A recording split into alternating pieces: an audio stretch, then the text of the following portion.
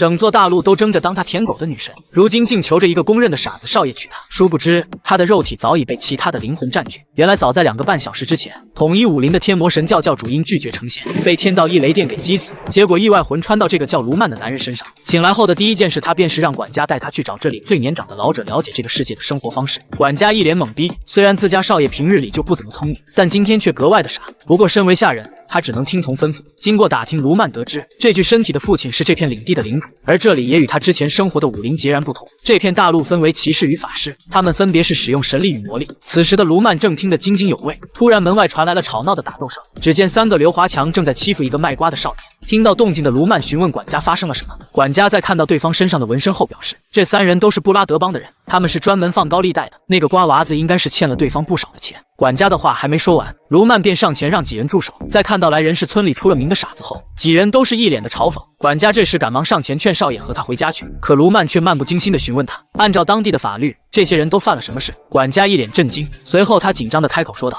如果是男孩欠债且未能及时偿还，那么理应受到处罚，但布拉德帮没有权利对其执行处罚。最重要的是，他们侮辱了您德米特里家族的长子，单凭这一点，就算是用性命偿还也不为过。听到这里，卢曼捡起脚边的一根树枝，我身为德米特里家族的长子，现在要对你们处以死刑。卢曼的话让小嘎嘎们显得十分不屑，他们纷纷抽出腰间的武器，嚣张地开口说道，你没看到我们身上的虎牙纹身吗？卢曼发出一声冷笑，一个闪现便来到光头面前。光头还未做出反应，他的喉咙就被卢曼击穿。其他人见到老大被秒，纷纷拿着武器冲了上去，但很快卢曼再次秒杀一个，这可把管家给看呆了，这还是他认识的那个傻子少爷吗？此时场上的歹徒只剩1人，他惊恐地朝外逃去。但作为曾经的武林魔头，卢曼自然不会放走任何一个招惹他的人。他一把抓住小嘎嘎的头发，冷冷开口说道，我不会夺走你的性命，但既然你敢乱说话，那就要付出代价。说话间，卢曼已经割掉了他的舌头。我是卢曼德米特里，如果有人对我的处决不满，可以随时来找我。堂堂东方武林第1人，因拒绝成仙被天道消灭，灵魂穿越到一个傻子少爷身上。开局还遇见了3个刘华强，虽然轻松将其给干掉了，但卢曼对自己的这具身体十分不满，体内的气息储量不够，运气能力也糟糕至极。看来自己得尽快搜集信息，重新调整根基，好让这具身体脱胎换骨。这时瓜娃子一瘸一拐地上前道谢，卢曼让他别误会，刚才的举动并非是想要帮他，而是单纯的要执行领主长子的义务。他质问瓜娃子刚才是不是卖给他们生瓜蛋子。听到这的瓜娃子一脸委屈，他告诉卢曼，他的父母因为没钱种地，于是向布拉德借了点钱。原本等正常收获之后就能还清所有的债务，可结果那帮家伙为了让他们还不上债，竟将地里的食物全都糟蹋了。而他们之所以这么做，是因为他们看上了他的妹妹。他恳求卢曼能够帮他，只救他妹妹一个人的性命就足够了。看着对方的眼神，卢曼突然想起了曾经手下的4天王之一狂魔。现在回想起来，当初的狂魔也是生长在这种环境。在询问了对方的名字之后，卢曼便转身离开了。临走时，他告诉对方这件事他会查清楚，并给他一个交代的。与此同时，一辆马车正在急速朝着德米特里领地赶来，车上坐着的正是卢曼的未婚妻弗罗拉小姐。不过他此行的目的并不是来找卢曼疏通下水道，而是来和他退婚的。然而令他没想到的是，在见到卢曼后，对方竟十分爽快地答应了自己的退婚请求。这下把弗罗拉彻底给搞懵了，当舔狗不舔了，女神反而急眼了。他跟在卢曼后面追问他到底是怎么想的。卢曼让他不必浪费时间，解除婚约的事情他会负全责。说着他便来到了父亲的房间。在听说卢曼要和劳伦斯家族解除婚约后，父亲气得浑身发抖，他大骂卢曼是个蠢货。原来再过6个月，卢曼就要前往一线参军，而和劳伦斯联姻是解决这件事的唯一途径。而且他还听说，白天的时候卢曼在菜市口对布拉德的人进行了公开处刑。要知道作为领主的他都不敢轻易对布拉德下手，可他的蠢儿子竟给他惹出了这么大的麻烦。想到这，他一把抓起桌上的酒杯丢了过去。卢曼没有多，硬生生的挨了一下。他淡淡的告诉父亲，这件事他会亲手去解决的。说完他便转身离去。谁料一出门就再次撞见了弗罗拉。原来刚刚对方一直在门外偷听，他劝卢曼不要意气用事，布拉德的人不好惹。卢曼淡淡瞥了对方一眼，难道我刚才说的还不够清楚？弗罗拉小姐，你不觉着现在的你有10分寸吗？众人眼中的废物少爷，竟要独自一人灭掉当地第1黑帮，所有人都以为他是疯了。管家更是追在屁股后面，让他赶紧回家。然而卢曼对此并不在意，他故意带着管家在城里转了一圈，然后找了家酒馆点了一桌子菜。他告诉管家，接下来的行动很危险，他要独自一个人去调查布拉德帮的事情。管家一听就急眼了，难道少爷是嫌弃老奴了吗？对此卢曼只是淡淡一笑，能陪我出来你就已经完成你分内的任务。说完他便一个人离开了酒馆。没错，关于布拉德帮的卢曼了解了一下，这个帮派并不强大，但却疑点分布组织，很难一网打尽。所以与其找到他们，不如让他们来找自己。卢曼从一开始就是故意和管家在街上游荡，而且今天还是骑士团定期训练的日子，街上的卫兵比平日里少，所以他断定对方一定会伺机对自己下手。果不其然，卢曼刚走到一处没人的巷子，3个不知死活的小嘎嘎就跟了上来。另一边，管家汉斯见少爷丢下自己，便焦急地跑去了训练场。他找到骑士团的团长乔纳森，让其赶紧和自己去救少爷。对于这个爱惹事的少爷，乔纳森也是十分头疼。要不是城主曾告诉过他，让他协助卢曼解决布拉德的事情，他也不会趟这趟浑水。与此同时，卢曼已轻松解决了巷子里的3名小嘎嘎，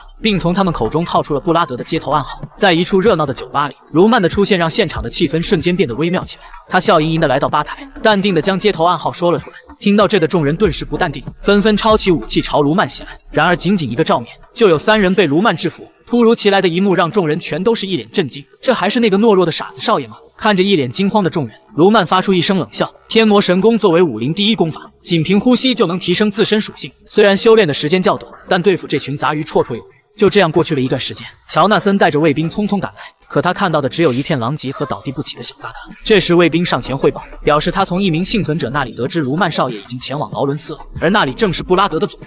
这个表面上人畜无害的男人，背地里却是个杀伐果断的狠人。为了得知布拉德总部的位置，卢曼已经削去了酒馆老板的2根手指，可对方仍旧选择嘴硬。这下卢曼更兴奋了，因为越是这样的人，说明他知道的信息越多。他走到一旁的桌子上，拿起照片，笑盈盈地开口：“让我看看你是不是真的没有害怕的东西，比如说让我找到你的儿子。”听到这个，酒馆老板当场怒了：“你身为贵族，竟拿家人威胁我！布拉德为了讨债胡作非为，让债务人的家属沦为奴隶的事情实属常见。有些事情你还是想好了再回答。杀你儿子这件事，我可没和你开玩笑。”与此同时，布拉德总部帮主已经知道了卢曼一人消灭了德米特里分部的所有成员。虽然难以置信，但更让他感到棘手的是德米特里的骑士团。没错，他已收到消息，卢曼正朝着总部赶来，而骑士团也跟着一起来了。他让手下集结所有兵力，势必要赶在骑士团到来之前杀死卢曼。然而他的这份自信，仅在卢曼到来后的2分半就变成了恐惧。总部的人除了他之外，无一人幸免。他像死狗一样被卢曼拖向了城镇广场。此刻他的内里只有一个想法，那就是不想死。他不停地给卢曼磕头，希望他能放自己一马，就算是做牛做马他也愿意。看着磕头如捣蒜的布拉德帮主，卢曼发出一声冷笑：“你不觉着在攻击我之前就应该得出这个结论吗？布拉德帮罪不可赦，今天我要当着所有人的面除恶务尽，一脚踏碎布拉德的脑门。”这一幕震惊了在场的所有人，而刚刚赶来的乔纳森也恰巧看到了这一幕，他简直不敢相信这就是自家的那个废物少爷。与此同时，卢曼公开处刑布拉德的事情传到了劳伦斯领主那里。虽然卢曼的身份可以自由出入劳伦斯的领地，但作为外人公开处刑别人领地的犯人，这就有点太不把领主放在眼里了。手下纷纷指责这个毛头小子太目中无人，可劳伦斯心里却是另外一种想法。众人口中的傻子少爷竟做出这种惊天地的事情，看来自己是捡到宝了。然而让他想不到的是，他那个孝顺的女儿早就背着他将这门婚事给退了。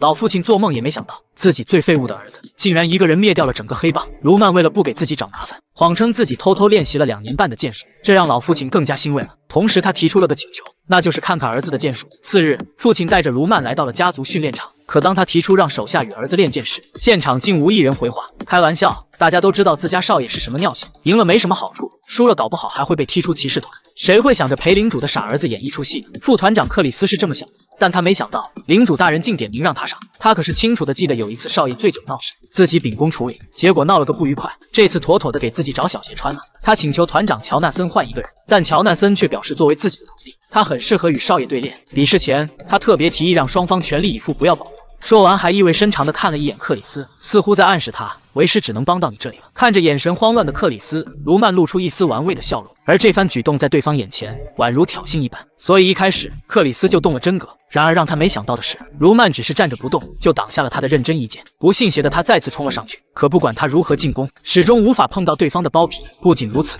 他的头发还被削去了几根。此刻的他终于感受到了压力。就在他思考对策的时候，卢曼突然淡淡开口：“热身结束了，该我进攻了。”话音刚落，卢曼便急速冲杀上来，几轮猛烈的攻击下来，克里斯已经有些吃不消了。不管怎么说，他是绝对不想输给对方的，那样简直太丢人了。终于在看到卢曼的一次破绽时，急眼的克里斯使出了一星气力，台下的众人发出一声惊呼。卢曼也被眼前的一幕给惊到了，但这也仅是让他惊了一下而已。克里斯的进攻虽然威力十足，但却无法伤及卢曼。不仅如此，他还趁机击倒了对方。看着倒地不起的克里斯，卢曼没有说话，但他对克里斯也有了一个综合评价：太弱了，就连曾经魔教中最低级的武士也比他强，而他却是骑士团里剑术天才。看来这个世界的强者也不过如此。2天半前他还是众人口中的废柴，结果现在却成了大家眼中的剑术天才。看到儿子的表现，老父亲显得十分欣慰。他让卢曼随意提要求，只要他能满足的都可以答应。卢曼微微一笑，随即开口说道：“听闻半年后我就要奔赴战场，请允许我亲自挑选兵力。”对于这样一个请求，老父亲显得十分吃惊。儿子不是一直反对上战场吗？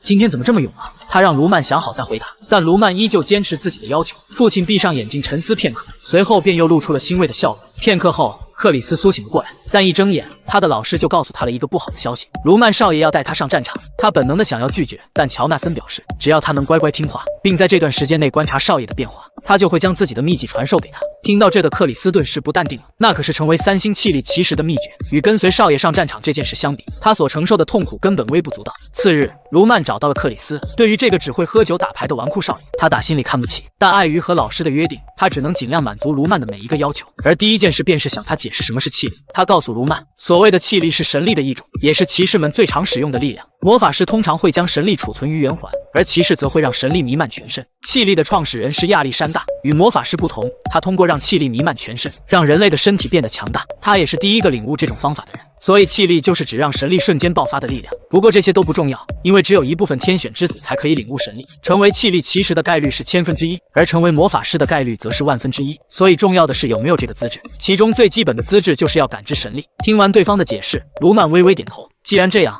那就从感知神力开始吧。克里斯嘴上答应，但心里却是十分不屑。开玩笑，自己花了半年时间才感知到神力的存在，这已经算得上天赋异禀了。一个废物少爷也想感知神力，简直就是抬笑大佬。然而让他没想到的是，他眼中不可能发生的事情，卢曼只用了短短的2个半小时就完美的达成了。这个男主不得了，别人花费2年半才能感知到的神力，他竟只花了2个半小时就做到了。而且他对神力的评价只有一句话，那就是弱爆了。没错，众生前卢曼使用的运气符是清除气血中的代谢物，最终将气储存于丹田。但这里却不同，他们只是期待神力在诱导过程中的自动积累，没有任何约束力可言。简单来说，如果说武林之气少而实，那么这个世界的神力虽然丰富，但却缥缈，吸收再多也会流失。对于这种修炼方式，卢曼十分不屑。在他看来，就算是100年也无法达到最高境界。但一直生活在这里的克里斯却不这么认为，在他的认知中，能领悟神力的人就已经是天赋异禀的存在。如今卢曼少爷当着他的面只花费了2个半小时就能够熟练的感知神力，这完全就是一个奇迹。他不停地询问对方是如何做到的。看着克里斯焦急的模样，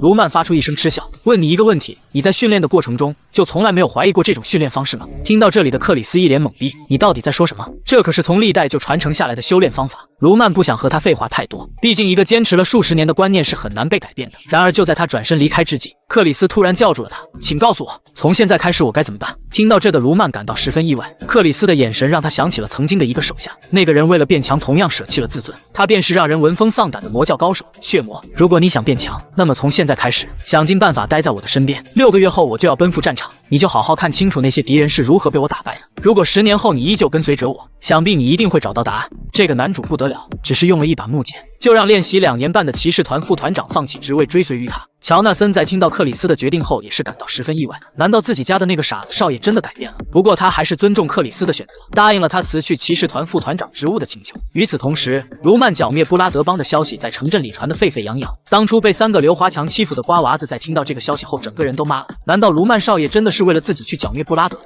一整天瓜娃子凯文都在思考这件事情，他想成为卢曼少爷那样的人，无论多么危险都能守护自己的家人。像布拉德那样的坏人大有人在，而想要守护家人，他就必须变得强大。他有点后悔当初没能跟着卢曼少爷，可就在他胡思乱想之际，卢曼突然出现叫住了他。听到对方的声音，凯文一脸激动，他赶忙跪了下去，向卢曼表达谢意。如果不是他及时出手灭掉了布拉德帮，他们一家人绝对不可能活到今天。不仅如此，他的管家汉斯还给他介绍了一份工作。卢曼微微一笑，表示这都是小事情。他有一个提议，不知道他感不感兴趣。以后可以不用担心家里的生计，家人也会住好的吃好的，而且他还有机会培养自己的爱好。而代价便是让凯文为他而活，从此只效忠他卢曼一人。凯文咬紧牙关，眼神满是坚定，我愿意为您当牛做马，就算是少爷让我去死，我也不会犹豫，只求少爷能够照顾我的家人。看着对方额头上的血迹，卢曼感到了一丝熟悉，以血示忠，这一点果然很像当年的狂魔。之前碰到了一个像极了血魔的克里斯，如今又来了一个，这个世界的缘分还真是奇妙啊。很好，从今天起，你凯文就是我的人了。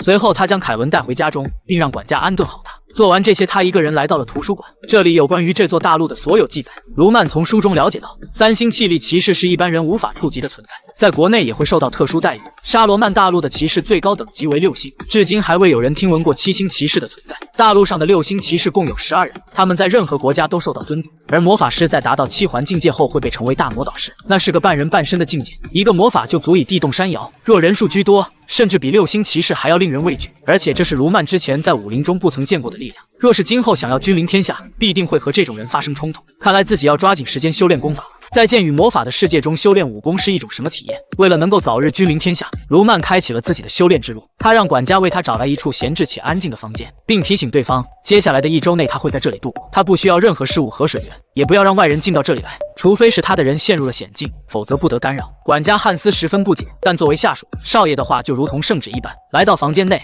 卢曼发现汉斯还贴心地给他铺上了干草。虽然对方是好心，但这些东西只会妨碍真气流动。将干草推到一边，卢曼便开启了自己的修炼。这段时间里，他已经将一部分神力储存于丹田。若想用这具身体使用天魔神功为基础的武功，那就要进入第1阶段。随着真气弥漫全身，卢曼的脸上青筋暴起。他正在利用神力除去体内的浊气，从卢曼七窍中流出的鲜血不难看出，这具身体该是有多么的废物。所幸他早有预料，提前储备了神力。就这样1周的时间过去了，这天家里突然来了2位不速之客，而他们正是当初向卢曼提出退婚的弗罗拉和他的父亲。自从上次见到卢曼处绝不拉德邦之后，弗罗拉的父亲还以为捡到了宝，却不曾想这门婚事竟被他孝顺的女儿给退掉了。他将弗罗拉臭骂了一顿，不管卢曼是不是傻子，这门婚事都不能退。他关乎着整座领地的安危。如今巴洛克正在向黄金钱庄借贷召集雇佣兵，其目的就是看上了他们劳伦斯的地盘，而和德米特里家族联婚是他父亲想到的唯一办法。因为在这片土地上，能和巴洛克抗衡的只有他们，所以今天父女2人的不请自来，就是要挽回之前犯下的错误。然而1天马上就要过去了，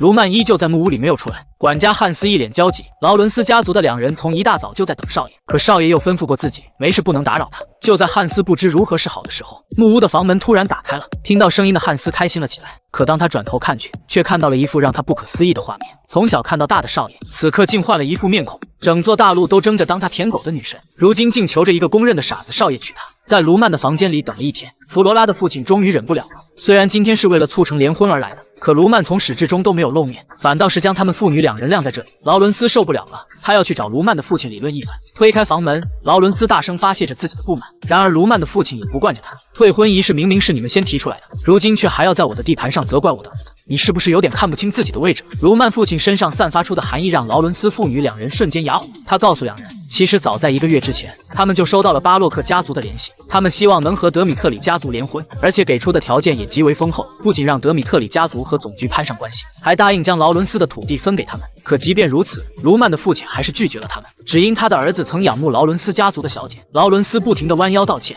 看着父亲卑微的样子，弗罗拉内心五味杂陈。这就是弱者与强者的区别。他微微低头，刚要开口道歉，门外就传来了老管家的声音：“卢曼少爷到了。”闻声看去，弗罗拉眼中充满了惊讶。卢曼少爷不仅头发变了颜色，身材也发生了改变。同样一脸震惊的还有他的父亲，这还是他认识的那个儿子吗？卢曼缓缓走到桌前，听说您找我？没错，这次是因为劳伦斯联婚的事情才叫你来的。这件事当初也是因你而起，无论结果如何，我都会尊重你的选择。卢曼点了点头，便漫不经心地开口说道：“我很清楚2家联姻意味着什么，但是我见到他的第1天，他就对我提出了取消婚约。想必他是听说了关于德米特里傻子的传闻，可单凭传闻就来判断是非，这样的人不配成为我的女人。所以我的决定是取消婚约。给你这样一个老婆，你要不要？”男主的回答是不要。开玩笑，女人只会影响他拔剑的速度。弗罗拉的父亲一脸绝望，这桩婚事本是劳伦斯最后的希望，如今也随着卢曼坚定的回绝彻底破灭了。更让劳伦斯担忧的是，若是因此得罪了这家人，日后德米特里和巴洛克联手，那可就真的BBQ了。想到这，劳伦斯立马鞠躬表示，为了弥补他们的错误，对于路经劳伦斯前往德米特里的商团，他们将不再进行征税。卢曼的父亲听出了对方的意思，他让劳伦斯不必如此。关于悔婚仪式，他们只需要对外公布是弗罗拉的个人原因就可以了，同时他也不用担心自己会和巴洛克联手。得到了德米特里领主的许诺，劳伦斯父女不甘心地离开了。看到2人离去，父亲迫不及待地询问卢曼最近发生了什么。卢曼也不知道如何向父亲解释。天魔神功第1阶段以武林的标准本不值一提，可没想到自己的这具身体沉淀了太多代谢物，再加上这个地方神力充沛，所以才导致身体脱胎换骨发生了改变。当然，卢曼自然不会将真相告诉父亲，他只是说最近独自修炼感悟到了一些事情，自己好像能够做到神力循环了。听到这的父亲一脸震惊，神力在体内得以循环会让身体逐渐趋于理想，这可是极少数人才能达到的境界。从公认的傻子到一人灭掉黑帮，再到现在的变化，卢曼带给他太多了惊喜了。但不可否认的是，他是自己的儿子，他告诉卢曼，今后无论遇到什么困难，他都会在他身后支持他。卢曼微微一笑，更让人眼前一亮的东西他还没掏出来。离开父亲的房间，弗罗拉突然叫住了他。卢曼有些意外，这女人怎么还没走？该不是个嘤嘤怪吧？他本不想和她纠缠，但弗罗拉却追在他屁股后面一个劲的道歉。就在卢曼快要不耐烦的时候，弗罗拉告诉他自己悔婚是有原因的。东北区域的贵族经常在一起聚会，当大家得知他们两人的婚事后，一个闺蜜告诉她说卢曼少爷沉迷于药物，而且都是麻痹理性和智商的药物。卢曼淡淡瞥了他一眼，让他不必说下去了，反正不管发生了什么，他们的关系都不会改变，而且他的事情也不劳对方操心。回到房间，卢曼叫来了管家汉斯。虽然他不觉着自己的这具身体曾沉迷于药物，但弗罗拉的话还是有必要查一下。果不其然，管家汉斯的确见过少爷做出过奇怪的举动，那种姿态服用药物差不多，而且这种状态还是在巴洛克长子安东尼的宴会上回来后才发生的。听到这个，卢曼明白了事情的大概。婚事在即，却参加了巴洛克的聚会，之后变得恍惚，然后自觉幸运。看来事情越来越有意思了。舔了2年半的女神突然说要嫁给自己，可男人却在结婚的1周前选择了自己。傻子都能看出来这不符合逻辑。从管家口中得知，这具身体的主人生前与巴洛克家族的长子关系还不错，但在他与劳伦斯家族定下婚约后就不怎么来往。巴洛克想要得到劳伦斯的土，而他与弗罗拉的婚约对他们来说是最大的阻碍，所以这具身体的死和巴洛克家族脱不了关系。这时管家告诉卢曼，在他闭关修炼的这段时间，巴洛克给他发来了派对邀请函。听到这个，卢曼发出一声冷笑，还真把自己当软柿子捏呢。看来自己要好好和他们玩一玩了。他让管家给对方回信，表示自己2周后会如期赴约，让他们洗干净脖子等着自己。第二天，他把凯文叫到了训练场。在看到卢曼的样貌时，凯文也是一脸惊讶，但卢曼并未和他解释，而是问他这几天过得习不习惯。提起这件事，凯文一脸惭愧。这段时间他一直在思考自己在这里的使命，可他绞尽乳汁也想不出自己能为少爷做什么。卢曼让他别着急，他打算让他成为自己手中的剑。听到这的凯文更加懵逼了，自己连武器都没摸过，如何能够成为少爷手中的剑？卢曼告诉他，一个人的用处并非取决于他人的意志，所以他会给他3个选择。第一个便是放弃成为他的剑，去做他的左右手，跟随汉斯学习，履行安全的指令；而第2个便是成为他手中的剑，当然他也无需担心不会剑术的问题。如果凯文选择这个选项，卢曼会使用分筋错骨之术来考验他的意志，毕竟他要的可不只是一个口头上的决心，他需要一个结果来证明凯文的意志。而第3个选项便是用卢曼手中的剑斩断自己的手腕。看着丢在地上的长剑，凯文傻眼了。卢曼告诉他，如果他能在施加痛苦的情况下坚持忍受，他一定会以惊人的速度变强。没错，钱是他的手下狂魔，也是一开始对武功毫无了解，但他那坚韧的意志让他登上了4天王的宝座。卢曼表示，不论凯文作何选择，他都会充分发挥他的才能。听着对方的话，凯文陷入沉思。他回想自己这悲惨的一生，如果不是少爷的出现，自己可能早就没命了。虽然他不知道砍下手腕有什么意义，但如果这是最难的一条路，那他一定能让自己摆脱弱者的人生。想到这，凯文毫不犹豫地举起长剑砍向了自己的手腕，一股鲜血喷涌而出。凯文咬着牙强忍断臂之痛，而卢曼就这样冷漠地看着对方，直到对方昏死过去。夜晚，管家在看到卢曼剑上的血迹后，以为是少爷受了伤。卢曼让他不必担心，那都是凯文的血。说到这，卢曼突然开心地笑了起来。事实上，在凯文下手的一瞬间，他便使用幻魔之术让对方陷入了幻觉。原本他打算用1瞬的幻影来考验他的意志，却没想到对方在自己施法前就已经动手，这股狠辣劲还真是让人欣赏。若是自己的幻魔之术力度不够，凯文的那条手可就真的废了。2周后是派对，6个月后就是战争，要教的东西数不胜数。看来接下来自己要忙上一阵了。一个老实人发起狠来到底有多可怕？为了能够变强，凯文竟毫不犹豫地砍下了自己的2臂。虽然这都是卢曼施展的幻术，但这也让他认同了对方的意志。第2天，他将凯文叫到训练场，打算传授给他一门武林功夫——鬼魂魔功。这是曾经4天王之一的狂魔所使用的功法，一旦开启，魔气就会腐蚀意识。他是通过忍受血管被剐割的痛苦而发挥作用。他告诉凯文，这个法术的学习者要忍受的痛苦会随着自身变强而不断加剧，但他仍希望凯文能够学会，因为一个不懂神力的少年能在短时间内变强的方法只有这个。凯文十分感激少爷为他做的一切，但他不解的是，为什么他会这么信任自己？难道就不怕自己学会之后跑了？卢曼呵呵一笑，并未解释，而是让他好好训练。这种脑干直通大肠的问题，他是不屑回答的，因为他知道，随着凯文不断变强，他就会了解背叛天魔是一件多么恐怖的事情。就这样，接连几天，卢曼都在亲自指导凯文学习基本剑术，这可把克里斯给郁闷坏了。自从他答应追随卢曼以来，对方一招半式都没教过自己。终于在第2周的时候，克里斯再也忍不了了。他找到卢曼，问他为何要这样对待自己。如果是因为之前的无礼，他可以向他道歉。他只希望卢曼能够教教他，无论是什么内容，他都有信心学会。卢曼告诉他，每个人都有属于自己的方法。他之所以指导凯文，是因为他一无所知，但克里斯却不同。无论他教他什么，他都只会死记硬背，而不是去试图理解，因为他是打败他的人。卢曼丢给对方一柄木剑，要做到接受现实，就需要一个明确的结果。你和凯文比试一番如何？虽然是你们2个在打，但我会在一旁指导凯文如何比试。凯文相当于我的一个分身，如果比试结束后你仍觉着自己是正确的，那我便答应亲自指导你。少年只才学习剑术2天半，就被指派挑战2星气力骑士。克里斯内心无比憋屈，跟着卢曼不光没能学到真本事，如今竟还要和一个菜鸟比试，这简直就是大炮轰蚊子，大象日蚂蚁。比试一开始，他便以雷霆之势攻了上去，可让他没想到的是，不论自己击倒对方多少次，他都会再次站起身来。事实上，还有一件事他不知道，卢曼一直在旁边利用传音指导凯文，只可惜他耳朵跟上了，脑子和身体却跟不上。看着鼻青脸肿的凯文，克里斯感到一阵烦躁，这孩子该不是属驴的吧？怎么这么犟？他快速冲向对方，打算一击将其解决。谁料这一次，凯文的动作竟跟上了卢曼的指令，不仅闪开了克里斯的攻击，还对他发动了反击，这让克里斯大为震惊。就在他快要被击中的瞬间，他快速弯腰用出了当时卢曼击倒自己时使用的招式。就这样，凯文被击倒了。卢曼上前抱起凯文，淡淡说道：“比试你赢了，从明天开始我会亲自指导你的。”说完便带着凯文离开了训练场。回到房间后的克里斯心里五味杂陈，回想白天的战斗，就算赢了又有什么光彩的？况且自己险些还输了比试，若不是当初和卢曼对练时学会了那一招，自己真的可以在不使用神力的情况下打败凯文吗？想到这里，他似乎有了一丝明悟。第二天，克里斯找到卢曼，并且明确地表示自己不需要指导，他只想跟在对方身边，寻找变强的方法。没错，经过一夜的思考，克里斯终于明白了卢曼的用意，他只是和凯文对练一次，就让自己有了进步。起初他以为卢曼没有下达任何指令，但事实并非如此。单是理解并跟随少爷的判断，就已经让自己很迷茫了。现在回想起来，当初少爷在指导凯文的时候，很多话都是说给自己听的。虽然他不知道少爷身上发生了什么，但有一点他能确定，那就是自己的老师乔奈森现在也比不上卢曼少爷，所以他决定今后在卢曼身边观察并学习，直到领悟一切超越他。看到对方的态度，卢曼露出欣慰的表情。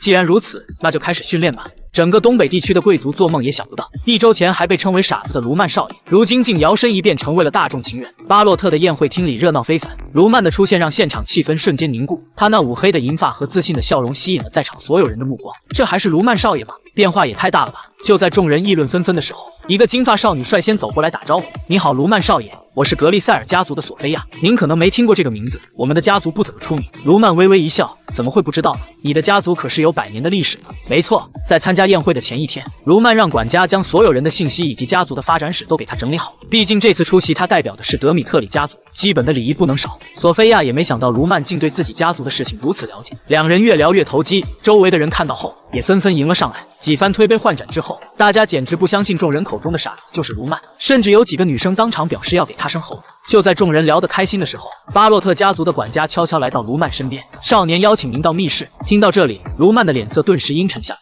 终于可以弄清是谁在招惹我了。跟着管家来到密室，卢曼见到了巴洛特的长子安东尼。一番虚情假意的寒暄过后，安东尼笑着开口：“当初我真的很好奇你的决定，不顾我们的情分强行与劳伦斯家族联婚。但在密室里，我又看到你和我堂妹躺在一张床上，你知道吗？我当时的心情简直无法形容。不过既然你来参加派对，是不是就代表愿意接受我的提议了？现在让我们聊一聊我们2个家族的婚约吧。”听到这的卢曼脑海中猛然浮现出一段记忆，那是他在和弗罗拉定下婚约之后的事情。他去见安东尼，想要挽留一下2人的情谊，可就是那次，对方算计了自己，在自己的酒里下了药，并制造出自己和他堂妹睡在一起的假象，以此来要挟自己和劳伦斯退婚。当初的卢曼既不想退婚让弗罗拉受到耻辱，也不想让这件事传出去破坏家族的声誉，所以他才选择了自尽结束这可悲的人生。不过现在的卢曼可不是曾经那个懦弱的少年了，今天就算不能立马报仇，他也要在对方身上收一些利息回来。他丢下酒杯，将脚放在桌子上：“我说你是不是还没搞清现在的情况啊？”安东尼一脸惊愕，卢曼的脾气什么时候变得这么硬气？他警告对方，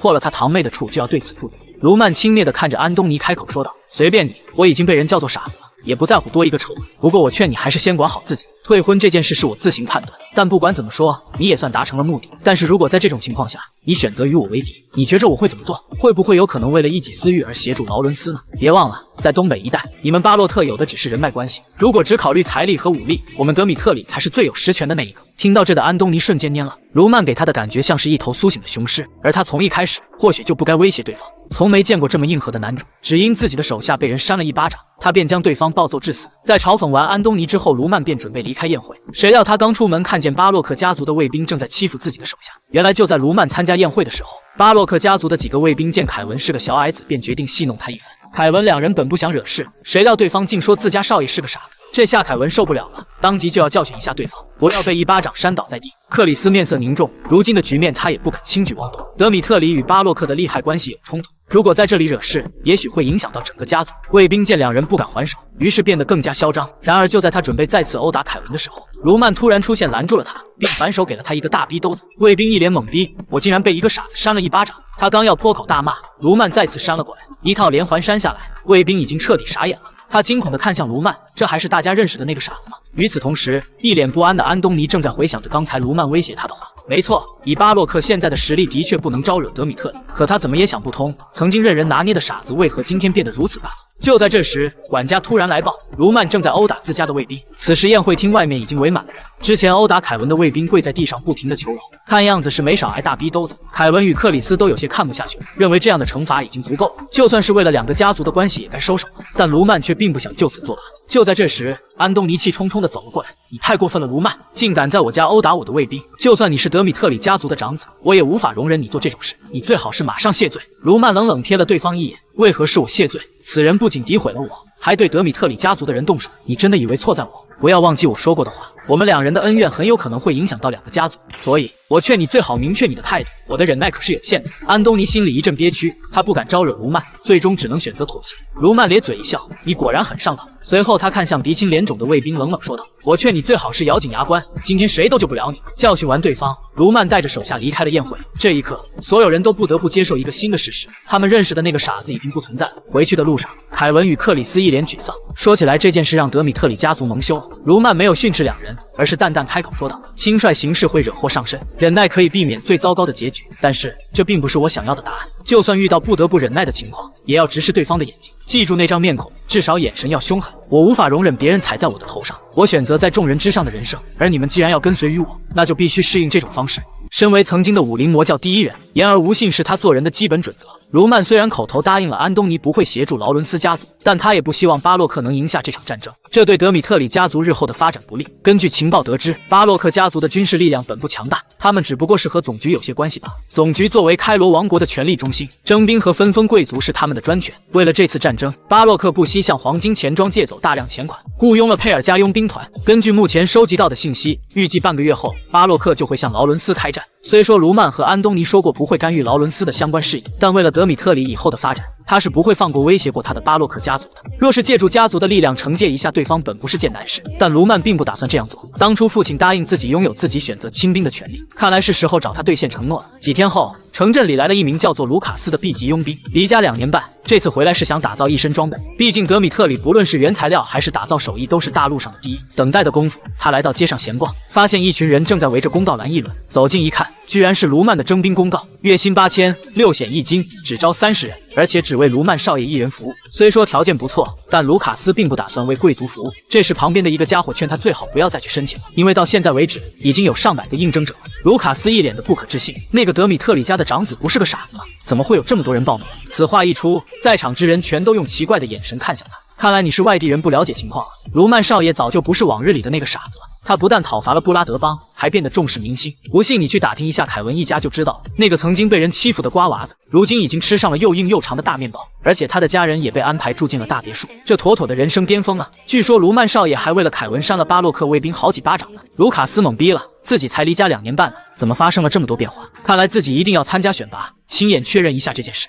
一个小型征兵现场究竟有多离谱？男人一脸紧张地来到木板前面，对面的弓箭手开始弯弓搭箭。第一发箭矢贴着他的包皮射在了身后的木板上，但第二发箭矢却直接射中了他的膝盖。你以为这是在招募弓箭手，其实是在测试应征者的意志。只有一动不动坚持下来的人才算完成卢曼设下的第一道考验。当第一个应征者被担架抬出去的时候，在场的所有人都是一脸惊恐，不就是个征兵吗？难道玩真的？看着地上的血迹，第二个上场的人慌了，万一对面手抖射中了自己的坤疤，就算月薪8000他也没地方花呀。克里斯看出了对方的心思，于是宣布害怕被射中的可以选择弃权。此话一出，现场的500号人瞬间跑了100多。其实早在征兵的前一天，克里斯就问过卢曼为什么要选择这种方式。卢曼表示，单凭语言无法找到符合他期待的人，他需要亲眼目睹那个人能够真的豁出性命。就算现实中真正被箭射中的几率小之又小，但大部分的应征者都会因为这1%的可能性感到不安。卢曼要找的人可不只是意志坚定，他需要那种心如野兽的人。这种人就算是在低谷也能快速变强，而且也只有这种人才能跟随自己一起走下去。就这样，1天的时间过去了，当初来的500号人，除去弃权的100多人，能够通过第一关的只有120人。这些人中有人浑身发抖，也有人面不改色，但在卢曼眼里，这两者都相差无几。重要的是能抑制恐惧的那份勇气。大家都有不同的理由和目的，而他必须再次找到原始，要找出面对自己不会恐惧且充满敬畏的人。看着台下的众人，卢曼大声宣布：上一回合你们已经证明了作为战士的价值，但我的最终人选只有30人，所以接下来还有第2回合等着你们。如果你们通过选拔，最终能为我效力，以后的日子里，你们都将以捕食者的身份生活。台下的卢卡斯一脸惊愕，捕食者是什么？可还不等他想明白这件事，卢曼再次宣布了另外一件让人震惊的事：接下来的第2回合，他将会以车轮战的形式接受在场120人的挑战，只有在他手下坚持超过1分钟方能通过测试。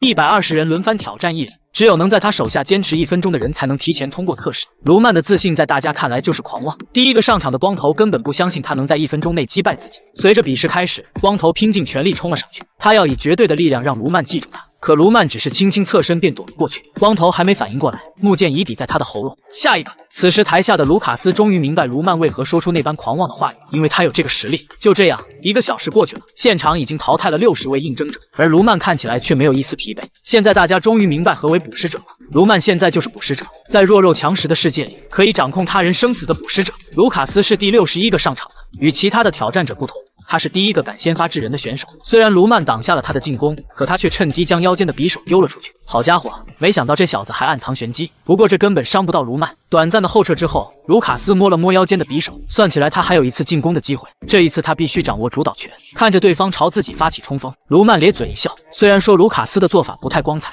但他的判断却十分符合本次的对练。没错，身为 B 级佣兵的卢卡斯与其他人不同，他在充满死亡的战场上一次又一次的磨砺。为了生存不择手段，造就了他现在的意志。只要能赢下比试，任何卑鄙的手段他都能用得出来。就在他闪过卢曼的木剑的时候，他将一包沙子丢向了对方。这种方式虽然令人不齿，但却没有违反规定。只可惜他的对手是卢曼，一个曾是魔教第一人的存在。在天魔神教学习武功之前，最先练习的就是不眨眼睛，因为在战斗中，每一次眨眼都有可能致命。内功循环对呼吸有要求，而眼睛也需要精密的计算。卢曼曾训练过，无论任何情况都会直视前方。卢卡斯输了，但卢曼却并未怪他，而是让比试继续。事实上，早在卢卡斯将手摸向腰间的时候，他就已经看透了他的计划。之所以没有躲，只不过是想看一看对方的战斗力。可他没想到的是，自从卢卡斯开了头，余下的应征者就彻底放飞了自我。有人丢石头，有人丢沙子，甚至还有人丢大便，但结果全都一样。无一人能坚持超过1分钟。1天的时间过去，比试终于结束了，可结果却差强人意，120人进入第2回合，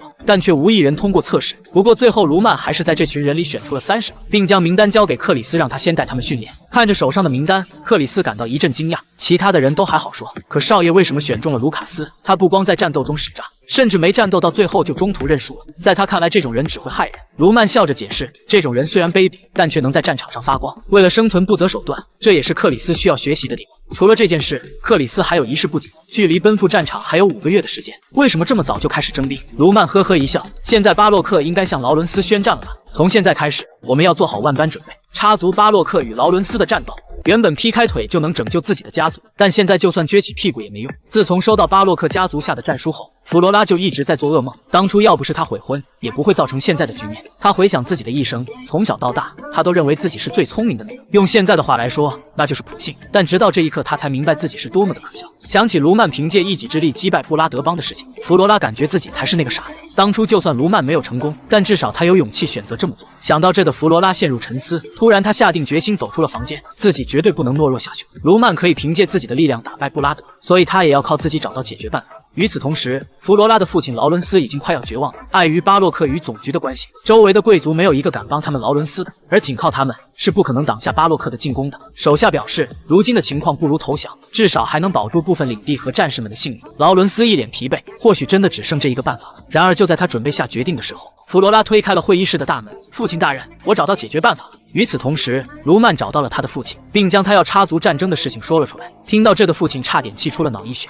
巴洛克进攻劳伦斯的事情，总局都已经认可了，他们根本就没理由插足，而且他们和劳伦斯的婚约已经结束。现在的他们没有任何名分介入此事，要是强行介入，东北一带的贵族会和他们断绝来往。事态严重的话，总局还会发兵讨伐德米特里也不一定。他劝卢曼打消这个念头，但卢曼却向父亲解释说，他打算介入此次战争的原因并不是他想的那样。巴洛克的长子最近威胁过自己，因为他认为自己婚姻会影响他的计划，虽然大家都说德米特里家族在东北一带掌握实权，但巴洛克家族的态度却让他觉着他们把德米特里踩在脚下。卢曼告诉父亲，他虽然拥有军力和财力，却不采取任何行动，不如说他对现状十分满足。但他卢曼却不同，他向往权力，而且不论巴洛克还是其他人，只要有人玷污德米特里这个名字，他就绝对不会袖手旁观。想要合理合法的名分十分简单，巴洛克发起战争的名分也是编造的。对于有权势的人来说，名分不过是一种文字游戏。他想要的生活是君临天下，而且这次他是想以个人名义介入战争，希望父亲能够尊重他的选择。听完儿子的话，老父亲一脸震惊。曾经最让他担心的儿子现在已经长大了。既然你想介入，那我这个当父亲自然也有一份责任。放手去干，我将是你坚实的后盾。看着父亲坚定的样子，卢曼微微一笑。既然如此，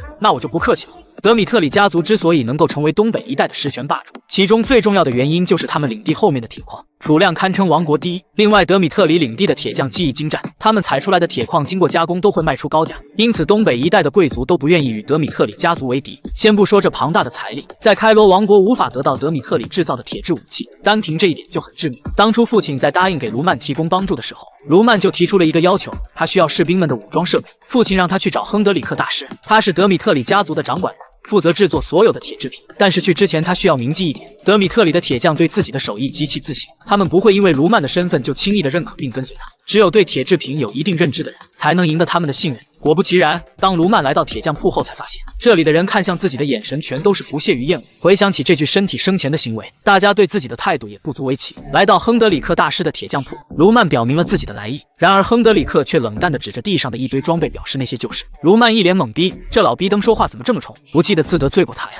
来到装备摆放区，卢曼顿时就傻眼了。亨德里克大师，这堆垃圾就是你打造的最佳水平吗？听到这的亨德里克当场就怒了，你一个连火炉都没靠近过的家伙，凭什么对德米特里的铁制品说三道四？若不是你父亲拜托我，我绝对不会让你带走任何东西。为了继位的事情，你弟弟路德维尔跟随我做了数年的杂活，而你只会玩女人，这么多年一点作为都没有。比起地上的那堆东西，你卢曼才是无可救药的垃圾。听着对方的责骂，卢曼感到一阵头大，看来得让这个老逼灯服气才行。他随意捡起一把长剑举了起来，这把剑只是放在阳光下都能照出阴影，说明铸剑的过程中使用力度不均匀。我想这应该是某个手法尚未熟练的铁匠打造出来的，而且你给的这些锁子甲线条不够紧实，就如同纸糊一般。说着，卢曼将武器狠狠地插向地面的锁子甲。如果我没能分辨出这些垃圾，那么跟随我上战场的士兵们会在毫不知情的情况下失去性命。如果你是因为个人对我有成见拿出的这些东西，那么每一个士兵的死都是因为你造成的。不过你怎么想到并不重要，重要的是武器和防具的用途已经和你说过，而我是借着父亲的名字向你提出了请求，但你却拿出一堆垃圾。换句话说，我可否认为你是在违抗我父亲的指令？男人只是轻飘飘地说了几句话，立马让硬邦邦的老逼登斗如筛糠。亨德里克身为臣子，无论主君多么友善，他都不能越界。卢曼要给他扣上违抗主君命令的帽子，他可不敢接。更重要的是，卢曼说的一点没错，让士兵们穿着垃圾装备上战场，无疑是让他们去送人头。他请求卢曼惩罚他，但卢曼表示他不会追究。驯服一头犟驴的目的是让他拉磨，而不是吃肉。他希望亨德里克能够认真对待这件事，他需要的30套装备就拜托给他。听着卢曼的话，亨德里克感到一阵惊讶，这还是自己认识的那个卢曼少爷吗？放在以前，他一定不会就此罢休。他告诉卢曼，为了表达歉意，这次的装备他会用德米特里最好的材料来打造。之后，卢曼从铁匠学徒口中得知，亨德里克大师之所以对他态度冷漠，是因为2年半前，卢曼偷偷溜进大师的房间，将他耗时6个月打造的杰作给偷走，并低价卖给商人换酒喝了。这下搞得卢曼不知道说什么好了。原来自始至终越界的那个人是自己。就在他离开铁匠铺的时候，亨德里克突然叫住了他。今天的事情还不足以让我原谅你当年的行为，这次是因为我的失误才答应了你的请求，但我还是无法容忍你身为长子却对铁匠铺一点不上心。你要记住，德米特里的根源在于铁匠铺，如果日后你能亲自打造出一把剑，哪怕像垃圾一样，那也说不定会成为我们再遇的契机。听到这的卢曼微微一笑，放心吧，用不了太久的。没错，卢曼本意就是想亲手打造一把武器。离开铁匠铺来到曾经闭关修炼的那个木屋，他已经提前让管家汉斯准备好了打造武器的设备。在前世，为了能有一把属于自己的武器，他拜访各大铁匠学习铸剑术。当年他打造的第39把剑被称为天魔之剑，日后成为了无价之宝。而今天，他要为了这个重生的自己打造一把新的专属武器。与此同时，在劳伦斯领地的城堡里，所有人都在等着弗罗拉的办法。可他一张口就是让父亲死战到底。听到这的众人全都沉默了，父亲更是失望地看向女儿。他原本还对女儿抱有期望，可如今看来，女儿似乎还没认清现状。如果关起城门就能解决办法，那这一屋子的人也不至于愁容满面了。但弗罗拉却表示，这不是单纯的关闭城门死战到底。众所周知，巴洛克家族借助总局的关系向黄金钱庄借了大笔的钱，而这笔借款却没有担保。无担保的贷款说明其利息不是一笔小的数字，而他们要做的就是放弃耕种，并在田野放火。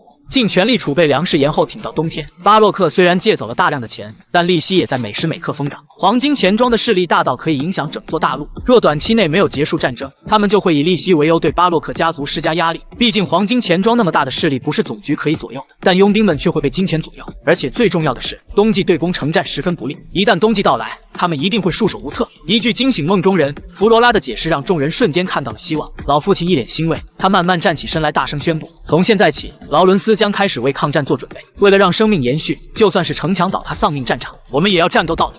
男人不吃不喝不睡觉，只为打造一把专属武器。在连续敲打了上万次之后，铸剑的第一步终于完成了。卢曼发动武林秘籍炎火神功，对剑胚进行淬炼，这是被称为火魔的魔人武功。以他现在的水准，这个方法是他的最佳选择。虽然频繁使用会伤到五脏，但现在的他已经没有时间了，他需要有应对所有变数的力量。就这样过去了1周的时间，卢曼所打造的武器终于成功了。银色的剑身中间有一道金色的印痕，他以这座大陆的名字为其命名。沙罗曼达。与此同时，巴洛克的代理人已经带着军队来到了劳伦斯城墙。看着列队整齐的卫兵，劳伦斯知道战争已经开始了。随着巴洛克发动总攻命令，士兵们纷纷开始攻城。本以为这件事能在1小时内分出胜负，可现实却是与想象大相庭径。劳伦斯早就做好了防御的准备，他们提前将护城河挖深拓宽，而且开战不久，他们就毫不犹豫的大量射箭。巴洛克气得快要疯了，他实在想不通，只是短短1周的时间，对方竟想出了闭门死守的策略。他让手下马上去准备那个东西，他可不相信劳伦斯是坚不可摧的。与此同时，劳伦斯正在城墙上指挥士兵作战。这时，弗罗拉穿上战衣来到了墙头，看到自己聪慧的女儿，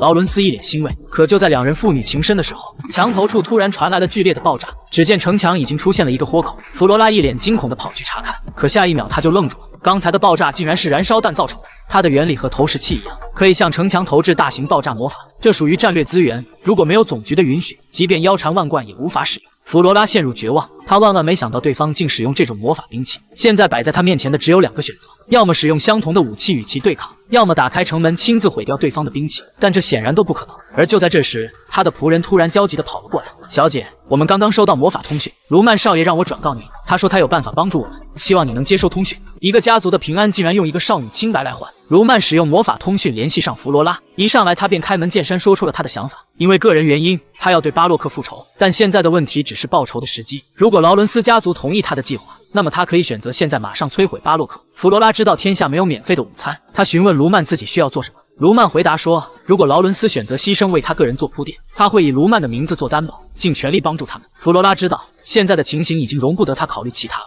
就在他刚要开口答应的时候，卢曼让他先等等，既然他要介入战争，那么就需要一个名分，而现在弗罗拉与他已经解除了婚约，所以他需要一个完美理由，那便是对外声称安东尼对弗罗拉图谋不轨。虽然事实并非如此，但他要求弗罗拉对外解释说，因此他们才会解除婚约。听到这的弗罗拉整个人都傻了，这种事情一旦说出去，他在贵族圈里将会名誉扫地。要知道，在那个结完婚就要穿上铁裤衩的年代，一个女人清白意味着什么？虽然卢曼让他考虑清楚再回答，可外面的情况根本不会留给他太多时间。看着纠结到颤抖的弗罗拉，卢曼再下一剂猛药：如果这件事情发生在我们解除婚约之前，那么你依旧是我的人，只可惜当初你选择了退婚。弗罗拉咬着牙，此刻外面的爆炸声越来越多，终于他再也忍不住，我答应你，求你赶快将巴洛克那群家伙处理掉。另一边，在劳伦斯的城墙上，已经有一些身手敏捷的小嘎嘎爬上了墙头。这时弗罗拉突然走了出来，父亲大人，打开城门吧，我们需要和巴洛克正面交锋。劳伦斯一脸震惊，他喵的死守不出也是你，现在开门的也是你，你到底整哪出啊？卢曼说过会帮我们的，我们现在打开城门走出去，就能分散他们的注意力，到时候卢曼就会带着他的人去摧毁燃烧弹。听着女儿的话，劳伦斯懵逼了，可女儿却让他放宽心，因为他相信卢曼一定不会出尔反尔。与此同时，在森林的另一头，克里斯来到卢曼身后询问他是否现在进攻。卢曼想都没想直接拒绝。克里斯一脸诧异，如果不及时采取行动，劳伦斯恐怕无力抵抗，而且刚才他都已经答应帮助劳伦斯，所以他认为现在应该马上出兵。卢曼冷冷看着克里斯，我为何要这样做？劳伦斯沦陷不沦陷与我何干？就算全部死光了，他们也只不过是陌生人而已，重要的是我的人不能白流一滴血。劳伦斯有很多人命丧于此，但这要怪就怪他们跟了个无能的首领，但我不同，只要是对我效忠的人，我绝不会让他们白白牺牲。传令下去，让所有人集合，我要下达作战计划。从没见过这么霸道的男人，即便友军服尸百万，他也不让自己的人流血一滴。卢曼的话让克里斯差点跪下叫了爸爸。在战前会议上，卢曼告诉众人，这次的任务是进入巴洛克的后方摧毁工程兵器。根据他的猜测，劳伦斯的诱饵计划绝对不会成功，所以这次的任务只有一个，摧毁兵器，立马撤退。接下来的队伍将会由他亲自带领，他会在最前方打倒敌人，开辟道路，而其他人只需收割人头即可。与此同时，劳伦斯已经打开了城门，虽然他们也派出去了不少士兵，但在对方眼里却是不堪一击。他们要面对的可不是普通的军队，而是佩尔加雇佣团。对方的团长是一个级的雇佣兵，一斧子下去就能砍倒一大片。对他来说，劳伦斯派出来的这些人只不过是一道开胃小菜。看着同伴一个接一个死在面前，劳伦斯的士兵已经开始浑身发抖。弗罗拉站在城墙上大声喊着不要后退。此刻他的心里无比焦急，当初他答应卢曼自己这边会做好诱饵，吸引敌方全部火力，如今看来自己带出来的这群兵还真是胆小如鼠，看样子计划要失败了。与此同时，躲在阵地后方的巴洛克突然听到了马蹄的声音，转头看，只见卢曼带着他的亲兵正朝这里赶来。巴洛克轻蔑一笑，就这点人也敢跟我斗，真是老八进茅房找屎吃呢。他让手下拦住对方，随后便转身看向了前面的战场。在他看来，卢曼这些人根本不足为虑，然而他派出去的兵在卢曼面前如同纸糊一般，一人一马一剑，卢曼冲在最前嘎嘎乱杀。这个世界的人根本不懂魔教中为何有天魔的存在，因为每次战斗他们都会冲在最前。人们或许好奇，既然身为天魔，为什么还要以身犯险？因为不论是在武林还是在现在，最强者必须站在最前方，这样才能打消敌人的士气。没错，此时负责拦截卢曼的士兵已经吓得抖如筛糠了，这哪里是蓝人，分明是魔鬼。无数的小嘎嘎倒在了卢曼的脚下，身后的亲兵直接开启了屠戮模式，对着残兵疯狂砍杀。此刻他们所有人的脑海里只有一个信念，那便是离主君更近一些。有人5秒来一发，他却5秒杀一人。剑在手，跟我走！冲在最前面的卢曼已经快要杀疯了，听着小弟们的哀嚎声，佩尔加再也绷不住了，他要亲自出手解决掉卢曼。身为王国公认的级雇佣兵，佩尔加对自己的实力十分自信，因为只有会使用气力的人才能成为级雇佣兵。可现实是残酷的，2星气力剑士佩尔加在卢曼眼里也不过是土鸡瓦狗，杀他只需5秒即可。当看到佩尔加头皮掉落的那一刻，所有人都愣住了。此时卢曼已来到了发射燃光弹的设备前面，这是他重生以来见到的第一件魔法产物。他催动全身内力，使出了当年的最强招式天魔剑法，紫黑色的剑芒直冲云霄，瞬间就撕裂了眼前的设备。看着地上的残骸，巴洛克怒不可遏，可失去了核心兵器，他也只能选择撤退。战斗结束了，卢曼带来的30人没有一个掉队，也没人身负重伤，每个人心里都很清楚，他们之所以如此幸运，完全是因为追随了一个超乎常识的怪物。打开城门，卢曼带着他的人走了进来。此刻他们就是劳伦斯的英雄，无数的百姓来到街道上欢呼，劳伦斯更是亲自来到城门处迎接卢曼。再次见到卢曼，劳伦斯的心里五味杂陈。特米特里生了个有毛的白虎，若是当初没出差错，这头虎子本能成为他的女婿。然而这一切都结束了，虽然劳伦斯内心不甘，但面对卢曼还是强装出一副高兴的样子。一阵客套之后，劳伦斯邀请卢曼参加领地会议。在会议室门前，弗罗拉叫住了卢曼，他对他的帮助表示感谢，同时还对自己没能完成诱饵计划这件事进行了道歉。卢曼面无表情，表示无所屌味。劳伦斯做到的和他预想的没差多少，但弗罗拉心里却过意不去。他表示在接下来的会议上，如果他有所求，他一定会全力以赴地支持他，并让他如愿以偿。看着对方坚定的样子，卢曼嘿嘿一笑，心里似乎有了一个主意。既然你这么坚持，那我也没必要一味的拒绝。现在我们还是先进去吧。然而会议才开了一半，卢曼就有些听不下去了。这群家伙只因击退了一次巴洛克，就嚷嚷着要和谈。看来劳伦斯只是投食草动物，而食草动物只会沦为猛兽的猎物。既然如此，那就由我卢曼给你们上一课吧。经常吃屎的朋友都知道，这毛病是改不了的。就如同巴洛克侵犯劳伦斯一样，就算这次能够和谈，对方一定还会再找理由攻打劳伦斯。况且巴洛克现在面临资金困难，为了偿还巨额债务，他们会想方设法让劳伦斯沦陷。卢曼听不下去了，他将这个想法说了出来，并明确告诉他们，即便燃光弹已经被摧毁，对方也不会打消侵略的念头。他敢断言，他们只会收到传令兵血淋淋的人头。说到这，在场的人全都沉默了。卢曼继续开口，现在士兵们正在搬运尸体，看到这些你们就没有一点触感吗？巴洛克不值得被原谅，是他们招惹劳伦斯在先，而劳伦斯要做的就是让世人看到他们是如何报仇的。可话虽如此，劳伦斯对自己的实力一点信心都没有。卢曼让他不必担心，试管婴儿下山坡，办法总比困难多。而他这里恰巧有一个方法可以避免大规模战争，那便是大战士决斗。所谓大战士决斗，是由2个家族各自派出3名剑士进行 PK， 这是受到瓦尔哈拉祝福的神圣对决，任何人都要接受结果，而且对决是在审判官的执行下进行。对劳伦斯来说，这是最简单有效的解决途径。然而听到这的劳伦斯依旧是愁容满面。如今的大战士决斗早已变质，现在不过是人脉与财力的对决。巴洛克私底下和总局有关系，而且他们还从黄金钱庄那里借走了巨款，谁都无法预料他们会请谁出战。卢曼让他不必担心，因为他会代表劳伦斯家族第一个出战。除此之外，他还会派出他的手下克里斯，虽然他只是2星气力骑士，但他的天赋绝对可以打败3星骑士。如此一来，这场比试就已经稳操胜券了。说完这些，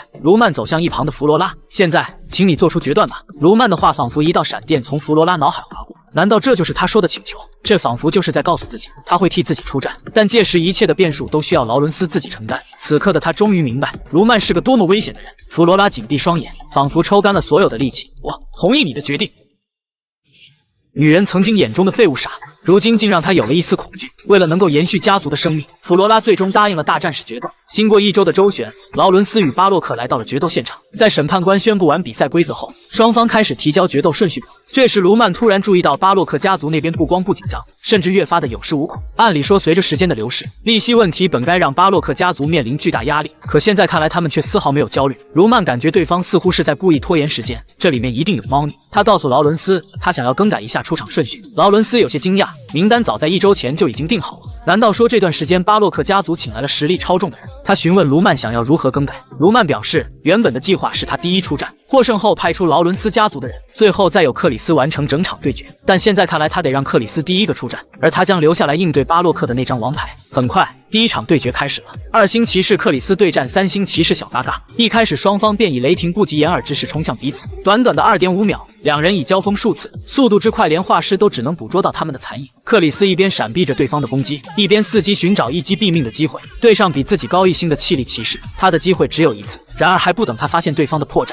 小嘎嘎已发动了广域气力，克里斯所有的退路全被封死。他惊恐地张大了嘴巴，这他喵的怎么躲？而就在这时，他的脑海里突然回想起卢曼曾说过的话：你要试着打破世人所谓的常识。这一刻，一直桎梏克里斯思想的那道枷锁，如同处女的薄膜一样被他的坤巴捅穿。他终于明白了，乱用神力就是白费力气，只有将气力集中到一点，才能发挥最大威力。克里斯手起剑落，快速划过，小嘎嘎的头像是皮球一般滚落在地。这一幕的发生让全场都沸腾了。一个2星骑士居然打败了3星。此时克里斯大口喘着粗气，卢曼少爷说的一点没错，我做到了。此时台下的巴洛克已经气到快要爆炸，他让手下赶紧通知自己花重金请来的人出战。第2场比赛他绝对不能输。随着第2场对决正式开始，一个打着哈欠的男人懒洋洋地走到了台上。我叫科美洛斯，代表巴洛克出战。听到这个声音，劳伦斯这边的人全都是一脸震惊。巴洛克请来的竟然是排行49位的4星气力剑士，这下彻底芭比 Q 了。男人只是站在擂台上打了个哈欠，台下的人全都露出惊恐的表情。科美洛斯是排名49位的4星剑士，在开罗王国几乎没人不认识他。他走遍王国所有地区，时常与强者切磋，大家都称他为流浪剑士。劳伦斯做梦也想不到，巴洛克请来的王牌竟然是他。然而就在所有人都以为这次比试劳伦斯要输的时候，卢曼却是满意的笑了起来。4星气力剑士啊，还真是让人期待。虽然不知道对方的实力如何，但终于有机会和书中看到的强者决一胜负。然而就在卢曼准备上台的时候，弗罗拉一脸担忧地拦住了他。你疯了吗？他可是排名49位的科美洛斯，弃权吧，至少这样还能保住性命。卢曼瞥了一眼擂台上的科美洛斯，对方桀骜不驯的眼神让他极度不爽。他一把甩开弗罗拉，冷冷说道：我不想和你解释太多，请你不要在这里碍手碍脚。说着他便来到了擂台上，看着对面的卢曼，科美洛斯心中暗自盘算，对方既然能够摧毁燃光弹，想来也就是个2星骑士，自己本该向排名30的费南多发起挑战，现在却要和这种无名小卒对决。科美洛斯感到一阵失望，一上来他便急速冲向了卢曼，打算以最短的时间结束战斗。裹挟着气力的长剑猛然刺向卢曼，卢曼微微侧身，同样是反手打出一击。科美洛斯发出戏谑的笑声，在他看来，卢曼只不过是垂死挣扎罢了。他催动全身气力，欲要以雷霆之势碾压对方。殊不知，他的行为同样让卢曼感到失望。刚开始他还满怀期待的以为能够发挥全部的实力，但如今看来，自己太高估了对方的能力。这种人居然也能排在49位，看来所谓的排行榜也不过如此。看着正在憋气发力的科美洛斯，卢曼上前淡声说道：别秀了，赶紧接招吧。没错，卢曼在走向对方的时候就已经释放了天魔剑术第3式，这种招式是无形的。此时科美洛斯只感觉一股黑色的波浪朝他涌来，可还不等他反应过来，这股力量便刺中了他的身体。此时擂台下的众人全都傻眼了，科美洛斯竟然被秒杀了，他们甚至都没看清卢曼是如何做到的。瞥了一眼地上的尸体，卢曼缓缓将剑收了回去。审判官大人，现在可以宣布结果了吧？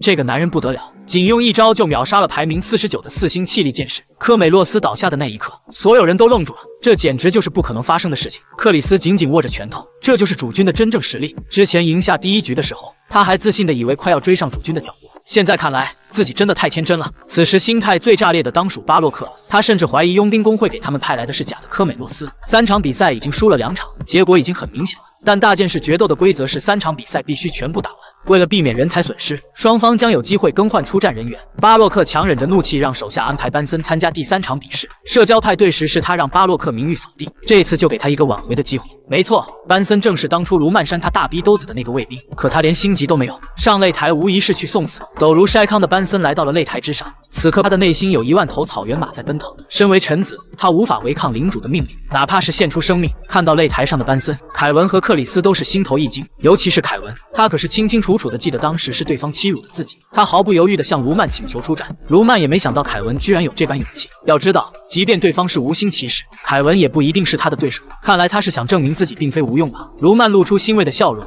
当即答应了他的请求。此时擂台上的班森还在想着一会买哪，可下一秒他就看到凯文走上了擂台。从绝望到兴奋，班森的心情仿佛坐了一趟过山车。看着如同小土豆一样的凯文，班森忍不住笑出了猪叫。小朋友，你是来找我报仇的吗？虽然我们都是弃子，但看起来我好像比你幸运一些。对于班森的嘲讽，凯文充耳不闻。他知道，想要成为主君手中的剑，他必须迈出这一步。此刻班森已经冲了上来，凯文按照平时所学用力刺向对方的喉咙，却不料被对方反应过来，一脚将他踹飞数米。不管是作战经验还是战斗技巧，凯文和对方差的实在太多了，一次次被打倒，一次次爬起来。凯文已是遍体鳞伤，克里斯有些看不下去，他实在想不通主君为什么会让他出战。事实上，卢曼对凯文的实力很有信心，他曾教过凯文鬼魂魔功，但如何释放体内的鬼，这就需要他独自来完成了。此时凯文的脑海里有无数个声音在呐喊，报仇的信念以及对主君的忠心，这些情绪一下子全部袭来，凯文的眼睛变得血红，他终于在这一刻释放了鬼魂魔功。浑身充斥着血气的凯文冲杀上去，班森直接傻眼了，这难道是气力？可不等他想明白这些，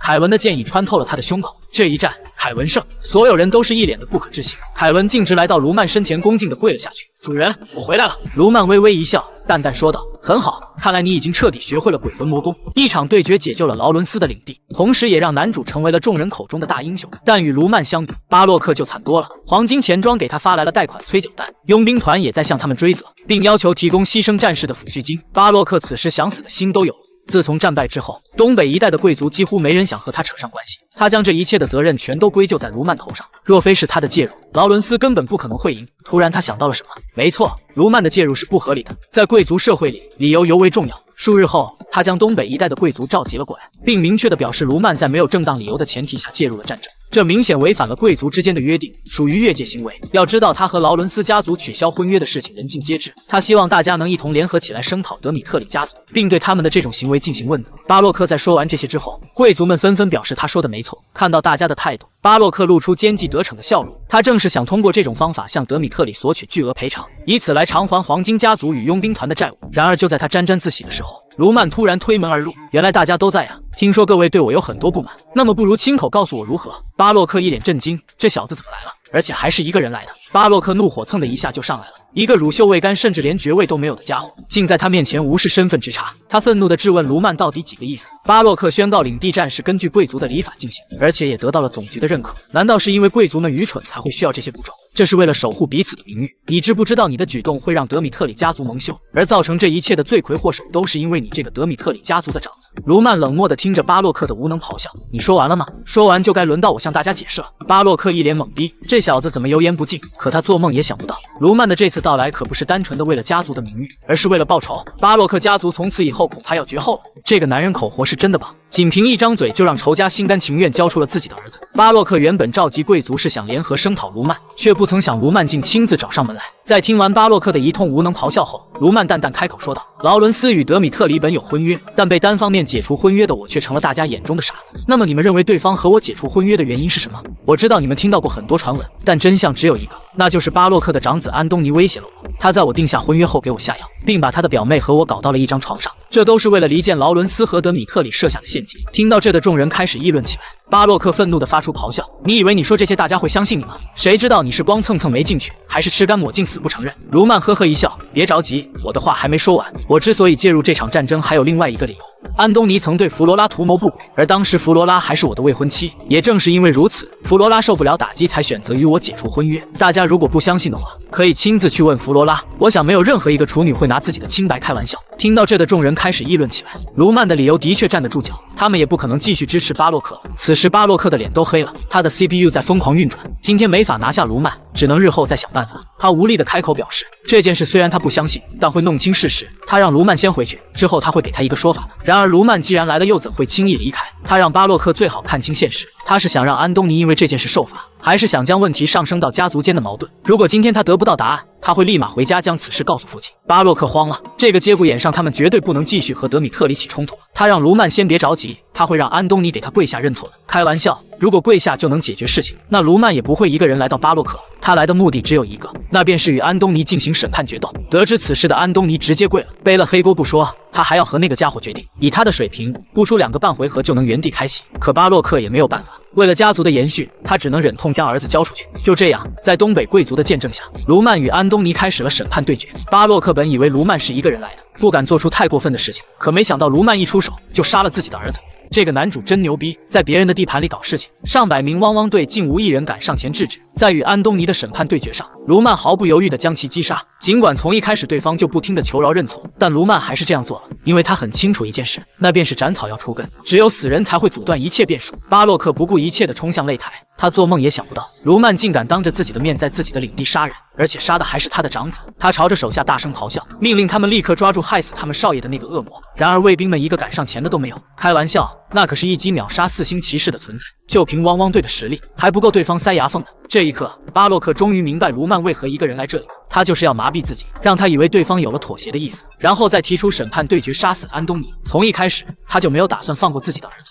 没错，卢曼十分明确地表示，自从安东尼威胁他的那一天起，他与巴洛克注定不共戴天。卢曼转头冷冷地看向周围的贵族，记住我说的话，从现在开始，如果还有人无法断绝与巴洛克的来往，那我会一并将他视为我的对手。往后的日子里，我会一直关注巴洛克家族的动向，并且一直攻击，直至巴洛克彻底灭亡。看着卢曼渐渐消失的背影，巴洛克终于明白他们招惹一个惹不起的人。数日后，巴洛克由于无法偿还黄金钱庄的债务，试图半夜出逃，但最终他的尸体在荒山上被发现。所有人都以为是黄金钱庄出的手，但只有管家汉斯知道，这都是自己少爷的手笔。在帮少爷处理完带血的衣服后，汉斯有些担心地说道：“少爷，您还是小心点吧，打打杀杀太危险了，老奴打心里感到不安啊。”卢曼淡淡瞥了对方一眼：“汉斯，我告诉过你，你是我的人，为了不让我的人身处险境，我会付出全力。”曾经领主家的傻儿子，如今摇身一变竟成了大众情人。自从卢曼一招秒杀4星骑士的事情传出去之后，来他家提亲的贵妇就开始络绎不绝。当然，卢曼的母亲也不是什么善茬，甚至他的政治能力和手段超过了卢曼的父亲。他很明确地告诉众人，自己的儿子有过一次退婚的经历，所以这一次他不想将政治联姻与他牵扯起来。他会尊重卢曼的选择，让他追求自己喜欢的人。然而这句话在贵族耳朵里却成了另外一种意思，先下手插人，后下手插秧。就这样，一场以相亲为目的的宴会正在悄无声息地准备着。与此同时，在劳伦斯的领地里，弗罗拉回想着卢曼拯救劳伦斯时所做的一切，不由得汁水四溅，俏脸绯红。他一个人来到阳台吹风，可就在这时，他的远方堂妹西尔维亚突然叫住了他。弗罗拉一脸诧异，这个平时不怎么联系的妹妹怎么今天会来他家？一番了解过后，原来她要代替劳伦斯参加卢曼家的宴会。弗罗拉当场绷不住了，她找到父亲问他这都是怎么回事，为什么没人通知他？说起这件事，父亲也是一脸惭愧，他表示当初是他做错了，他不该为了家族的利益将他许配给卢曼。他知道他不喜欢卢曼，所以这次宴会他打算让他的堂妹参加，不管成不成功，他都要和德米特里家族搞好关系。弗罗拉一脸懵逼，他告诉父亲，其实他想参加，父亲让他别闹了，他不会再将自己女儿的幸福与政治联系到一起了。然而话没说完，弗罗拉就瞪着他一字一句地说道：“我说了，我要和西尔维亚一起去。”与此同时，在瓦尔哈拉神教负责开罗区域的榜单审判祭司华莱士收到了手下的一份报告，看过之后，他露出一丝兴奋的神色。25岁的贵族子弟竟然一击秒杀了4星气力剑士，难道真的有这种鬼才出现？我一定要亲自去确认一下。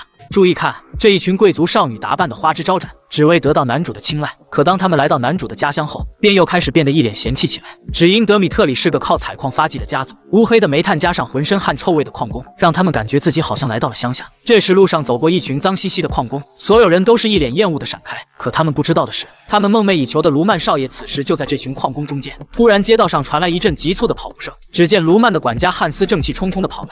少爷，老奴虽然无法阻止你去矿洞，但您能不能注意点身体？您看看这满身的污垢，老奴的心都要碎了。听到这里的贵族少女全都停下了脚步，她们看向卢曼的眼神全都变成了欣喜，甚至感觉舔一口他身上的汗渍都是甜的。西尔维亚是第一个上前打招呼的，但卢曼对他的态度却是一脸冷漠。开玩笑，女人只会影响自己拔剑的速度。看到这的弗罗拉有些哭笑不得，这家伙还真是一成不变的。随意搪塞了几句，卢曼便带着汉斯离开了。路上，汉斯十分担忧地询问少爷打算什么时候回家。卢曼告诉他，矿山是德米特里家族的根本，他想进一步了解矿山。矿工辛辛苦苦挖出铁矿，再将其放入炉中进行锻造，这是德米特米的本质。如果不理解本质，就无法与德米特里的人共存，所以他才亲自体验，感同身受。看着少爷离去的背影，汉斯眼含泪花，无比感动。少爷，您是何时变得如此优秀的？老奴发誓，以后不管是什么样的污垢，只要是为了少爷你，老奴都会清洗干净。另一边，自从与巴洛克的战争结束，卢曼便向所有参战的士兵传授了魔教功法，这样一来可以打造武力基础。但卢曼并不满足于此，他现在需要的是可以帮他分析对手的情报组织网。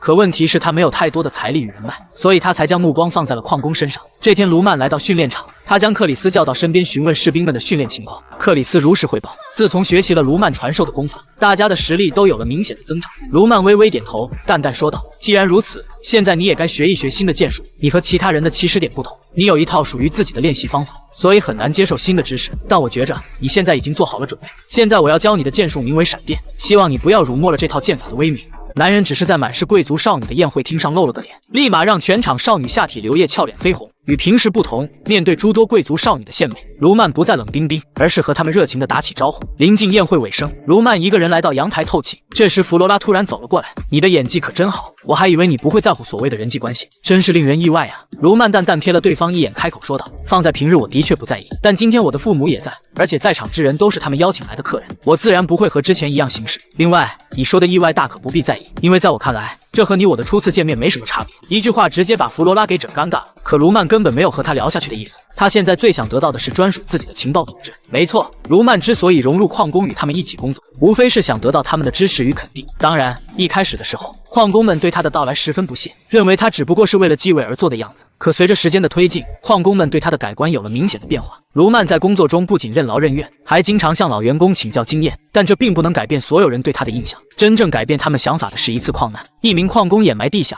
就在大家不知所措的时候，卢曼不顾一切冲入矿洞，救下了手上的矿工。这一举动赢得了所有人的尊敬。但卢曼要做的可不止这些，想要打造自己的专属情报网，必须让这些人对自己死心塌地。而作为矿工，除了高薪之外，他们最关注的问题便是安全。为此，卢曼找到自己的父亲，然而他还没开口，便迎来了父亲的一顿责骂。原来卢曼成为矿工这件事并没有告诉父亲。父亲在得知他进入矿洞救人时，顿时就怒了。身为德米特里家族的长子，怎么能去做这么危险的事情？他质问卢曼到底是如何想的。如果真的想深入一线，完全可以告诉他，他会安排他进入铁匠铺。可卢曼却告诉他，要想真正了解德米特里，必须进入矿洞，因为铁矿才是德米特里的根本。卢曼的话虽然让父亲感到欣慰，可他仍旧不想让自己的儿子去那么危险的地方。然而卢曼却表示，这件事他有办法解决。想要保证所有矿工的安全，唯一的办法便是使用魔法产物。虽然这样做的成本会急剧增加，但采矿的效率会得到大幅提高。当然，这里还有一个好处，卢曼没有说出来，那便是得到所有矿工的好感，为他接下来成立情报组织做好铺垫。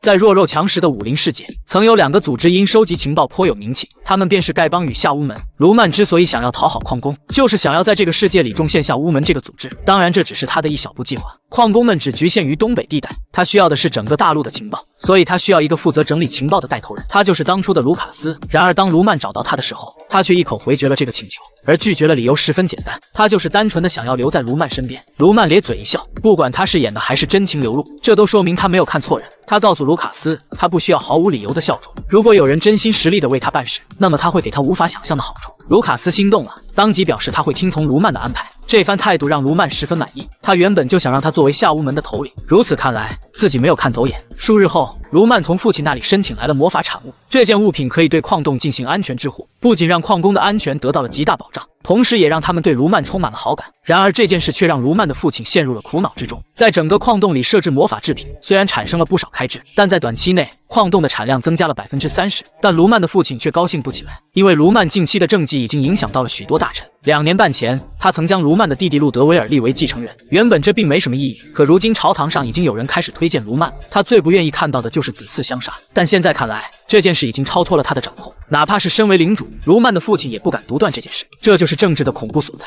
按照惯例，德米特里家族的继承人需要得到关键核心人物的认可才行，除了大臣之外，还需要铁矿山管理人以及大师亨德里克的同意才行。父亲陷入纠结，他叫来卢曼的管家询问他最近的变化，说起自家少爷，汉斯赞不绝口。总而言之，少爷绝对够资格成为德米特里的主人了。好家伙，汉斯的胆子不是一般的肥啊，竟当着现任领主的面说这种话。不过卢曼父亲也没和他计较，而是再次加来了矿山负责人。一番交谈过后，他发现矿工们对卢曼的态度也是出奇的好，如此一来就只剩下大师亨德里克的意见了。然而让他想不到的是，卢曼亲手打造的那把剑早已彻底征服了身为锻造大师的亨德里克。曾经狗见了都摇头的傻子少爷，如今竟成了领主继承人的热门人选。对于这样一个结果，卢曼的父亲显得十分担忧。他很清楚自己的2个儿子将来会为了领主之位争得你死我活，一时间他也不知道如何选择了。二儿子路德威尔在开罗王室的学校里进修，成绩非常不错，已经进入了 S 课堂。而大儿子卢曼同样了不起，抛开前几天发生的事情，光是亨德里克带来的那把剑就足以让他震惊一整年。自己的儿子可从来没告诉过他自己会锻造，而且锻造的水平甚至有些超过了自己。就这样又过去了几天，德米特里来了2位大人物，瓦尔哈拉神教的审判官华莱士和他的薯条。他来的目的只有一个，那便是和卢曼见上一面，然后根据实际情况考虑榜单的更改。父亲开心地笑了起来，榜单验证对他们家族来说百利无一害，即便是处于下游的家族，只要家族里有榜单人物，这一事实足以让整个家族增加名望。不过卢曼这2天都宅在铁匠铺里，他让2位大人先做休息，第2天他会让卢曼亲自接待。之后华莱士在管家汉斯的带领下朝着客房走去，中途他被一阵训练的声音吸引，华莱士好奇地上期查看，却发现这里的人竟然全都是气力剑士。没错，当初卢曼招募的30人，经过他的调教，现在已全部掌握了气力，就连当初垫底的凯文，如今也成了这30人中的老大哥。毕竟实力摆在那里，没人敢明说什么。可看到这的华莱士可不淡定，一番了解得知，这群人全都是卢曼的亲兵，而且还是被卢曼训练出来的。华莱士彻底懵逼，卢曼那家伙到底是什么人？次日，华莱士见到了让他无比惊讶的卢少爷，一番虚情假意的问候之后，华莱士说出了自己此行的目的。他听说卢曼打败了排名49位的科美洛斯，所以今天来是为了亲自确认一下。正常来说，榜单的名次获取有2种方式，非正常比试与正式比试。所谓正式比试，就是在审判官的见证下进行决斗，而卢曼之前打败科美洛斯是在非正常的情况下获胜。这种情况下取得胜利并不会直接代替对方的名次，而是在证明实力之后被赋予榜单的末尾。至于证明的方式也很简单，将气力注入测试球，红色为1星，橙色为2星，黄色则是3星，而4星以上就会呈现绿色。卢曼之前打败的是4星骑士，所以这次他需要证明自己拥有4星以上的实力。看着发光的测试球，卢曼慢慢将手伸了上去。不过他在意的并不是自己的实力，而是眼前的魔法产物，能够制造出轻易测试武力值的器具。这个世界的魔法师究竟是怎样的存在？看来自己得找个机会亲自见证一下了。男人为了知道自己体内到底拥有多少气力，便对着测试球释放出全部的气力，却不料一下便将其给撑爆。一旁的华莱士看到这里，整个人快要傻掉了。气力检测器是由6星骑士注入神力打造而成的，若不是超出神力的标准值，检测器绝对不会出问题。卢曼根本不是隐而未显的乾隆，应该说是怪物才对。不过在测试球破碎的一瞬间，他看到球变成了绿色，这就说明卢曼至少是4星气力骑士，而且还是最有可能冲击6星的存在。如果这件事公布出去，在开罗王国绝对会引起爆炸性的轰动。思索片刻，华莱士决定将这个消息隐瞒下去。他告诉卢曼，测试球出现故障，他也是第一次遇见。回去后他会立马排查，并在近期内给他回复结果。说完，他便带着那枚破碎的测试球离开了。回到神殿，华莱士查遍了关于卢曼的所有资料，他发现卢曼的变化实在征讨布拉德邦之后发生的。他实在想不通一个人为什么会变得这么彻底。这件事已经不是他可以左右的，必须立马上报。他打开魔法通讯设备，将卢曼的事情汇报给瓦尔哈拉帝国总部的上级。在听完卢曼的故事之后，上司当即表示让华莱士想办法拉拢卢曼。没错，瓦尔哈拉帝国之所以创立榜单，其目的就是为了拉拢人才。各国的人才都认为位居榜单是份荣誉，所以次阿辉争先恐后的想要入榜，而瓦尔哈拉帝国就会借助不同的手段来吸收榜单上的人才。在收到上司明确指示后，华莱士表示他会告诉卢曼气力检测器出现了故障，他的能力属于3星而非4星，这次会让他以非正式的方式入围榜单第100名。他相信在开罗这种小地方，这一结果绝对会引起轩然大波。果不其然，第2天，华莱士刚将这则消息公布出去，克洛诺斯帝国与瓦尔哈拉帝国就坐不住了。此时在开罗的首都，得知消息的本尼侯爵一脸凝重。卢曼身为开罗的人才，岂能让别的国家抢走？如果要抢，也得是他们本国内部先抢才对。没错，当今的开罗王国也分为4个派系，分别是跟随国王的王室派，以本尼侯爵为中心的贵族派，另外还有2个派系，他们分别以克洛诺斯帝国和瓦尔哈拉帝国为主，算是墙头草派。本尼思索片刻，让手下立刻去安排他和卢曼会面。这种人才绝对不能让其他势力抢走，尤其是王室派。与此同时，远在开罗王国的边境战场上，卢曼异父异母的亲弟弟路德威尔也听到了这个消息。他不知道家族使用了什么手段，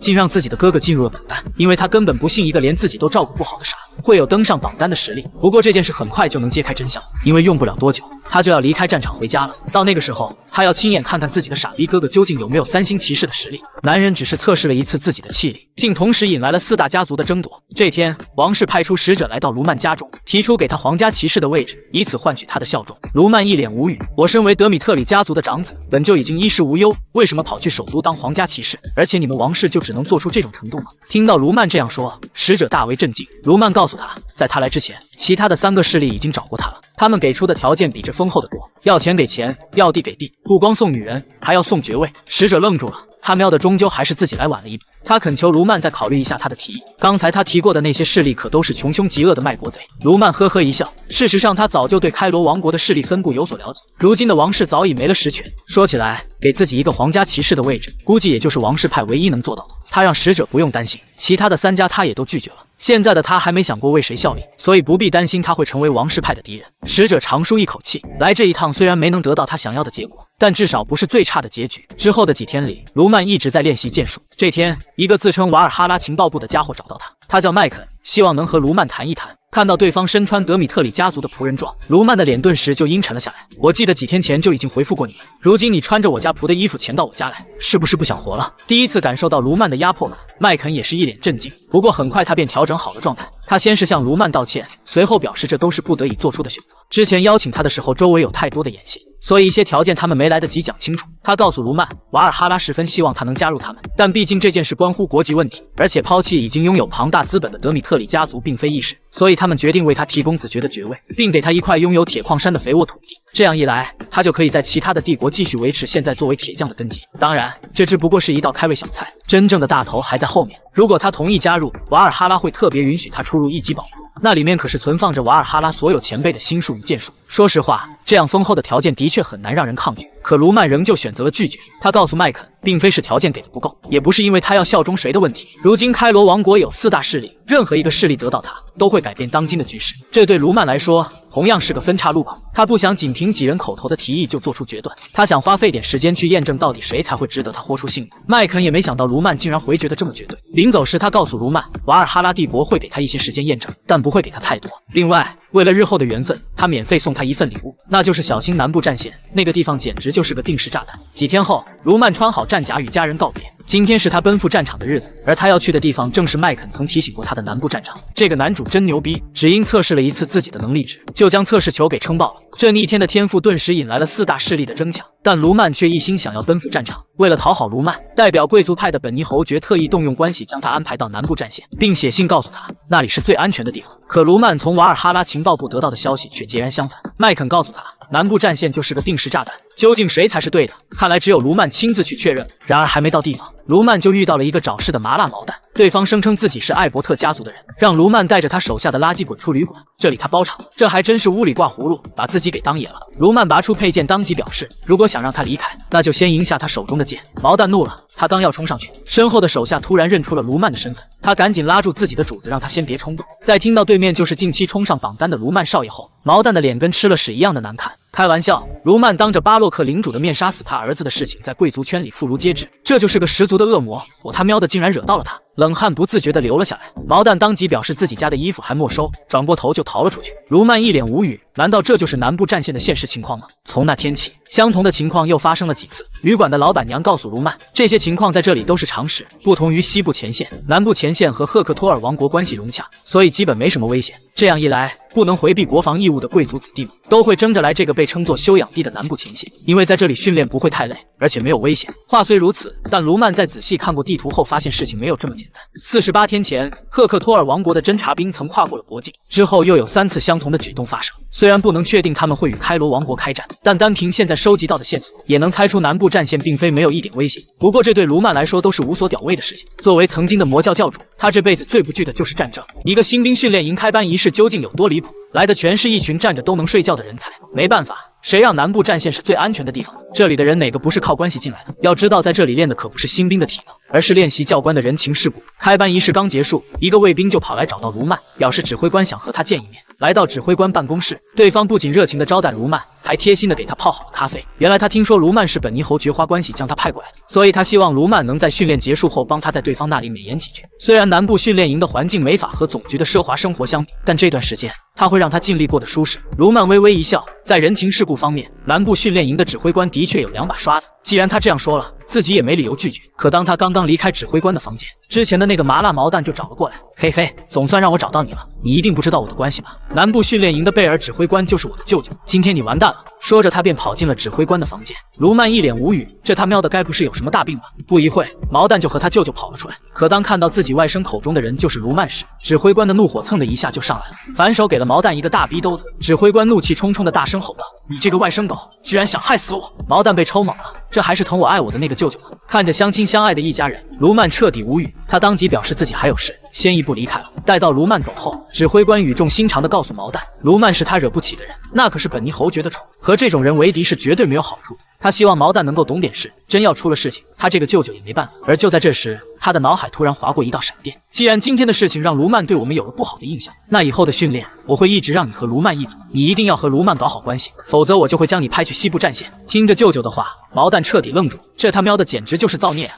这是南部战线新兵蛋子的第一天训练，可一群公子哥却在树下悠闲地吹着牛逼。身为总教官的麦克看在眼里，却无能为力。曾经的他也是个参战无数的老兵，也曾坐上过指挥官的位置，但这一切的荣誉都因一次的失误化为泡沫。在那次战争中，麦克失去了用来自助的左手，同时也失去了他作为战士的人生。上司念在他对国家有功，便让他到南部战线做总教练。可来到这里，他才发现这里的训练体系根本毫无秩序。贵族子弟带来的亲兵会参加训练，而他们只会吃喝玩乐，更重要的是，自己根本管不了他们。时间一久，他也就放弃了。虽然日子过得轻松，但他却不知道这样到底有什么意义。可卢曼的到来却让他改变了这个想法。他所带来的亲兵不仅队列整齐，甚至还有指挥官带头。说起来，他已经2年半没有见过这种阵势了。他好心提醒卢曼，他不用这么劳累。在南部前线，他们是不会强迫要求贵族参加训练的。他可以像其他贵族一样，在阴凉的地方看着自己的士兵训练。卢曼淡淡瞥了一眼树下的那群废物，我身为他们的指挥官，理应参加训练。再者，通过这次的训练，我觉着有必要了解士兵们的实力，也认为这是一个向他们传授经验的过程。卢曼的话让麦克大为震撼。说起来，这还是他来到这里遇见的第一个接受训练的贵族，体内的战斗因子在这一刻苏醒了。他走到台上，大声宣布，接下来将开始第1周的训练，所有的贵族必须参加。就这样，一场高强度的体能训练在贵族子弟的骂骂咧咧中展开了。尽管训练强度日渐变强，但卢曼的士兵们还是咬牙坚持到了最后。可即便这样，换来的还是其他的鬼门子弟们的不屑。在他们眼里，生来贫贱就只能在这种事情上花费力气。就在众人悄悄嘲讽卢曼的时候，麻辣毛蛋陷入了沉思。他实在想不通卢曼这种不爱聊天、不爱性交的人究竟如何才能和他相处融洽。舅舅就安排自己做了这么一件事，若是这种事都做不好，那自己就选择去当个废物吧。与此同时，在赫克托尔王国，一名手下正在向国王汇报，过去的1年里，他们对开罗王国从48个不同的地方进行了突袭，最终发现一处兵力相对薄弱，而它正是充满贵族子弟的南部战线。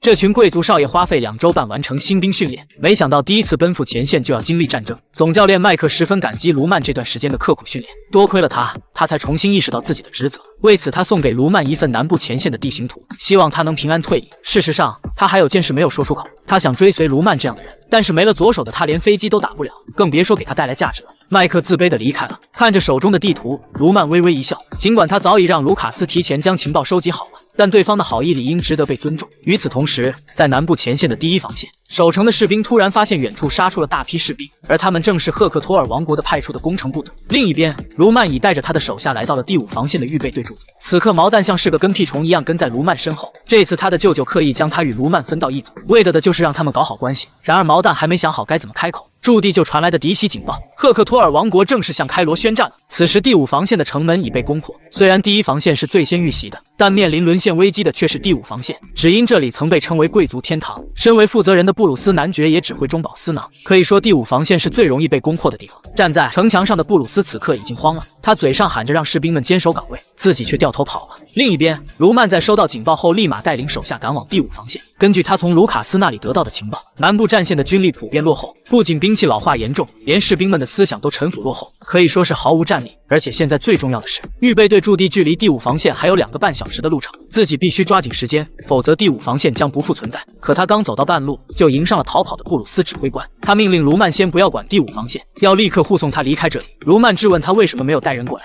布鲁斯当场怒了：“你好大的胆子！你一个预备队也敢对我如此无礼！”卢曼眼神一冷，看来我不需要你的回答了。说罢便一把掐住了对方的脖子。看来你是抛弃了自己的士兵独自逃出来。依照军法，你知道我该怎么做。布鲁斯一脸惊恐。可不等他开口狡辩，他的头颅已经飞上了天。将佩剑收回，卢曼看向远方，淡淡说道：“加快速度，必须在1小时内赶到第5防线。一人一剑一坤巴，杀得敌军叫嘎嘎。”在处决了第5防线的指挥官之后，卢曼带着他那30名清军杀到了战场，并在危机时刻救下了正在顽强抵抗的副指挥官史蒂文。关于史蒂文的资料，卢卡斯早就整理好交给了卢曼。卢卡斯对他的评价是，他是第5防线唯一具有利用价值的人。卢曼告诉对方，如今指挥官已死，现在第5防线的指挥权将会交给他这个副指挥官。他询问对方打算如何守住这里，如果他也认为没有希望，那么卢曼会以预备队负责人的身份带领大家撤退。史蒂文眉头紧锁，他告诉卢曼，如今的情况对他们十分不利，但如果要撤退，那么敌军就会得到更有优势的地理位置。在5个防御线中，只要赫克托尔占领任意一个，就能确保补充兵力的畅通无阻。一旦这样，日后必将会成为持久战，所以他们必须用铁栅栏死守这里，绝对不能让敌军破城而入。卢曼点了点头，看向远方，既然如此，那就由我来争取时间，你立刻安排人去安装铁栅栏。此话一出，史蒂文愣住了，这么危险的计划他居然答应了。可还不等他继续开口，卢曼的亲兵就赶了过来。在听到卢曼下达全员出动拦截敌军的命令后，所有人没有半点犹豫。这一幕让史蒂文直接眉开二度，这些人为何如此忠心？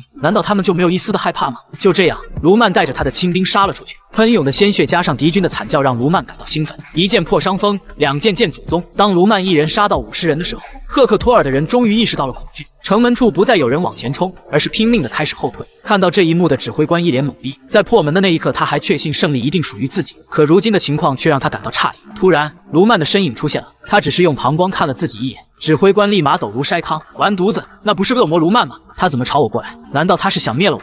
这个男主真牛逼，只是用膀胱扫了一眼敌军首领，立马将对方吓到抖如筛糠。卢曼很清楚，擒贼先擒王，当敌方指挥官人头落地的那一刻，敌军就会瞬间沦陷，所以刚杀到城外，卢曼便将目光锁定到了对方的指挥官身上，一人一剑冲杀上去。对方也看出了卢曼的意图，立刻下令全军出击。面对围攻上来的嘎嘎军，卢曼当即发动天魔剑法第20式，紫黑色的剑气如大势泼墨般挥洒出去，大地瞬间被劈出了一道深渊。这一幕直接吓瘫了准备上前的小嘎嘎。卢曼纵身一跃来到指挥官面前，指挥官此刻已经害怕到忘记拔剑。就这样，卢曼轻松砍下了对方的头颅。站在高处，卢曼提着指挥官的头大声喊道：“开罗王国的士兵们都给我听好了，敌军首领已被我拿下，如果你们打算放敌人一条生路，那么日后他们一定还会与我们为敌，所以今天就算我方兵力有损，也要将敌人赶尽杀绝。”卢曼的豪言壮语把墙头上的毛蛋给惊住了。这一刻，他终于明白为什么舅舅让他和卢曼搞好关系了。战斗很快就结束，失去指挥官的赫克托尔士兵纷纷落荒而逃。卢曼和他的士兵们成功守住了第5防线，而且他的30名亲兵无一人死亡。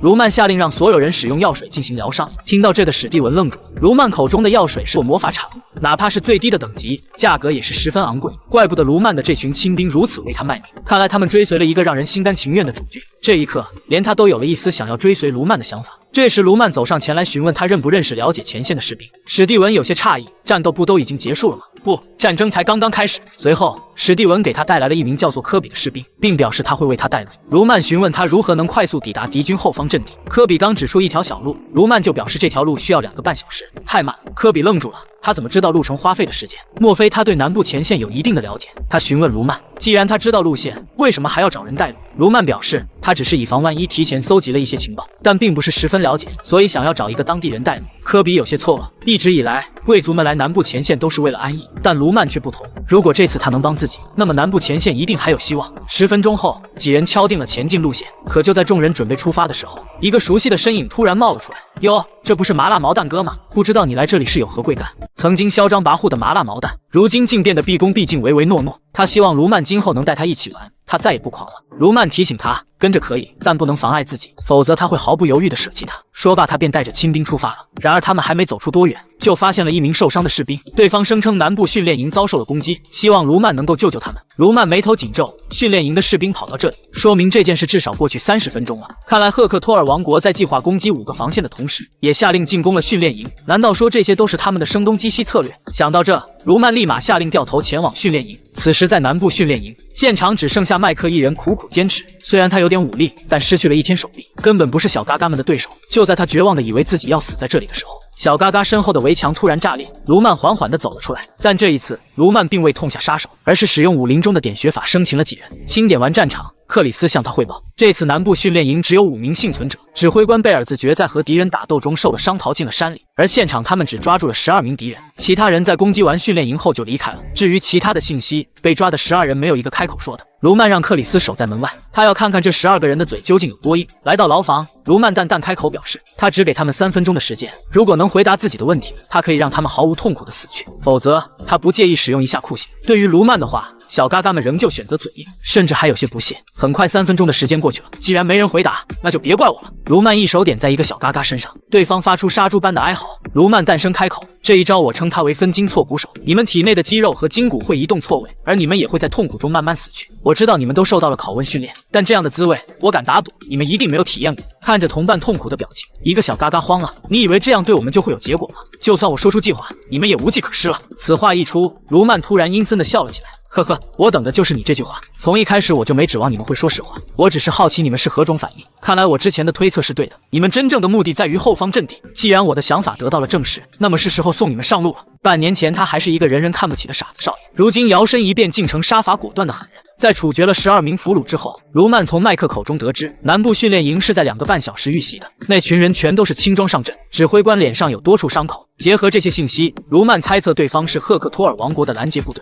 他们的首领同样是个狠人，喜欢将战场上留下的疤痕作为勋章。麦克十分不理解他们为何要攻击南部训练营，不应该是占领有利高地攻击最前方吗？可他们却相反的移动到了后方，并选择攻击这里。卢曼向他解释，因为南部训练营是前往后方阵地上的唯一军事阵地，所以他们不得不这样做。赫克托尔王国不过是在掩人耳目，攻击最前线的防御线也不过是障眼法达，他们真正的目标是后方阵地的传送门。没错，传送门是战争中的重要战略魔法物资。赫克托尔王国对这次的战争十分有信心，所以他们必定会攻占后方阵地的传送门。那岂不是要马上去支援后方阵地？不，太迟了。卢曼告诉麦克，拦截部队是在1个半小时前离开南部训练营的。从时间上来看，他们已经占领了传送门，而且到现在为止，他们都没有收到后方阵地的支援请求。如今前方防线有敌人，后方阵地也有敌人，现在包括他们之内，南部前线所有的兵力都被包围了。可以说，他们现在需要在无人支援的情况下谋求生路。与此同时，占领传送门的拦截部队打开了与赫克托尔国境的通道。为了这次的计划，他们策划了1整年。在这1年期间，他们在南部前线展开了48次侦察，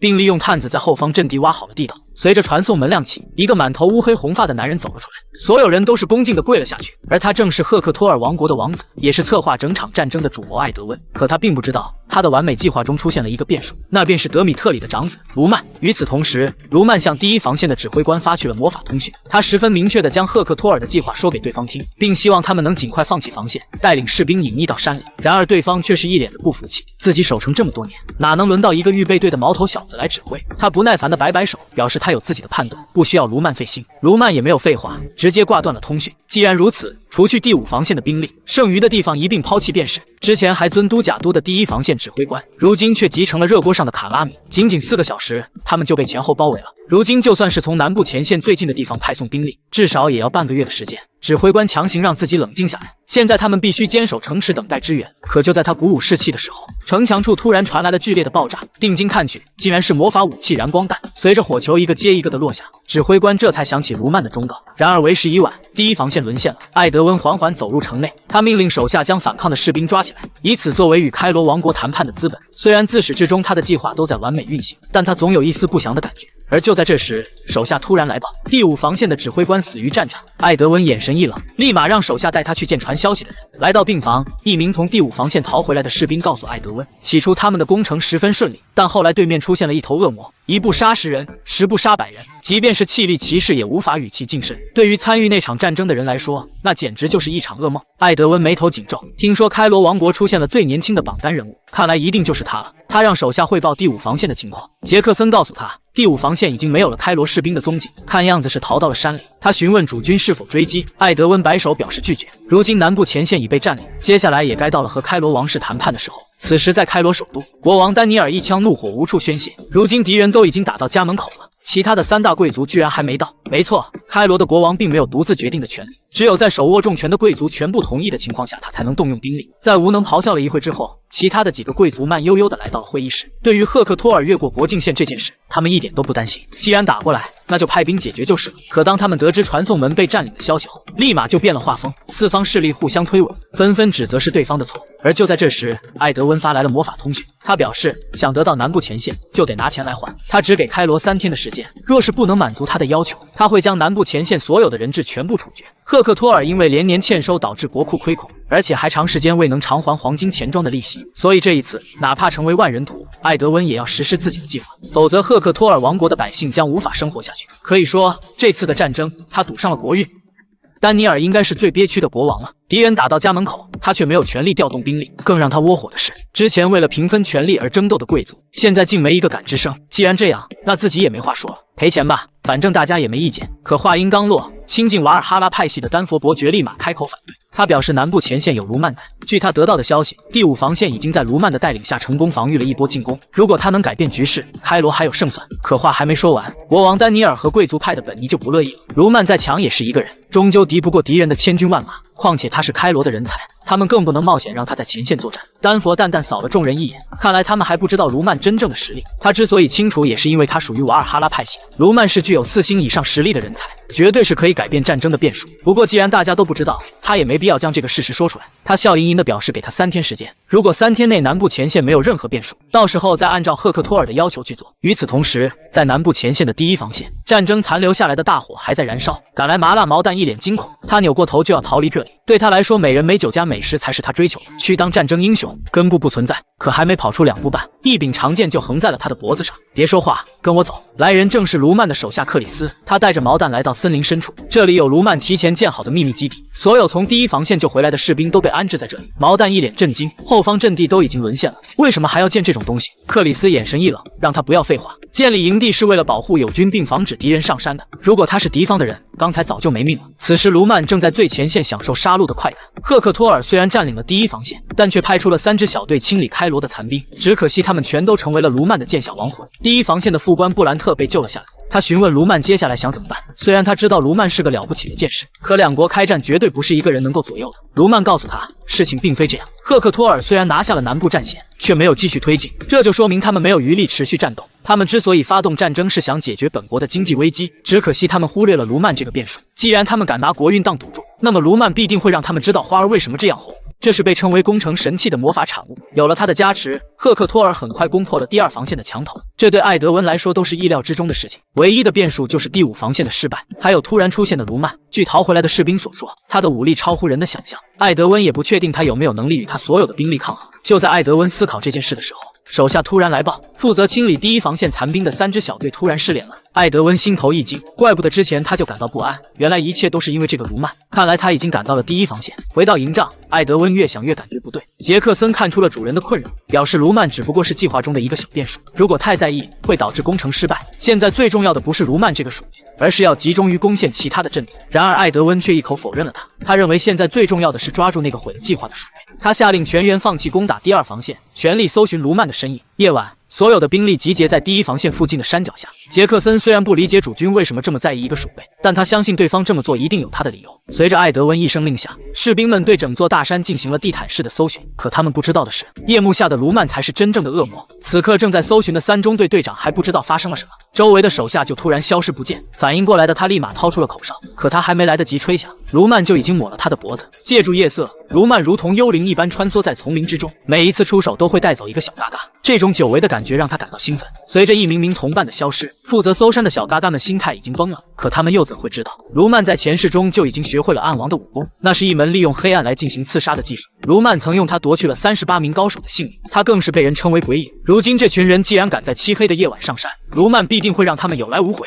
这个男主真牛逼，仅是一人就杀得敌军溃不成军。借助夜色，卢曼如同幽灵一般收割着敌人的手机，这鬼魅的行为让小嘎嘎们以为遇见了鬼魂。赫克托尔骑士团的汤普森惊恐地将此事汇报给艾德温。收到消息的艾德温眉头紧皱，汤普森是气力剑士，和普通人相比，他拥有更加敏锐的感官，可现在却连他都无法察觉出来。他十分确定对方遇见的不是魔法，虽然有能让人变成透明的黑法术，但所有的魔法都需要时间恢复，不可能持久使用。他让汤普森稳住阵脚，他马上派兵支援。汤普森信了他的鬼话，可他同伴却一个接一个的死在他的面前。就在他陷入绝望之际，卢曼缓缓从黑暗中走出。呵呵，你一定如果发现了藏匿于黑暗中的敌人，就一定能够打败对方。你还真是天真啊！难道你真的以为看到了我就能轻易将我制服？卢曼戏谑的声音让汤普森感到愤怒，他大叫着冲了上去，可只是一个照面，他就被砍倒在地。尽管身负重伤，他还是大喊着队友的名字，企图他们能够听到前来支援。看着地上咆哮的汤普森，卢曼淡声开口：“别叫了，没用的，我已经用神力将声音隔绝，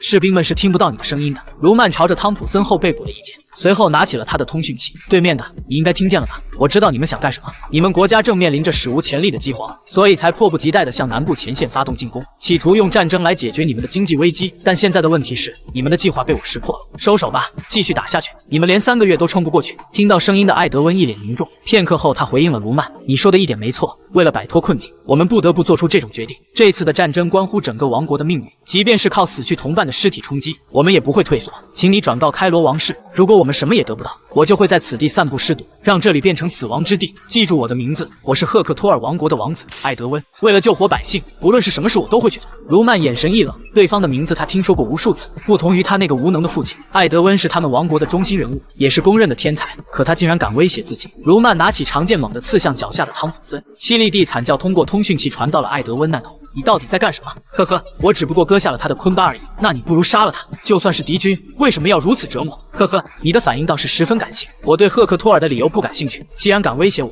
那就没有资格要求我仁义。所以我劝你不要被我抓住，我是绝对不会留下活口的。现在开始，就算你们选择认输撤退，我也会追你们到天涯海角，亲手处决。你也记住我的名字，我是卢曼德米特里。如果你选择誓死抗战，那用不了多久，我们就会见面了。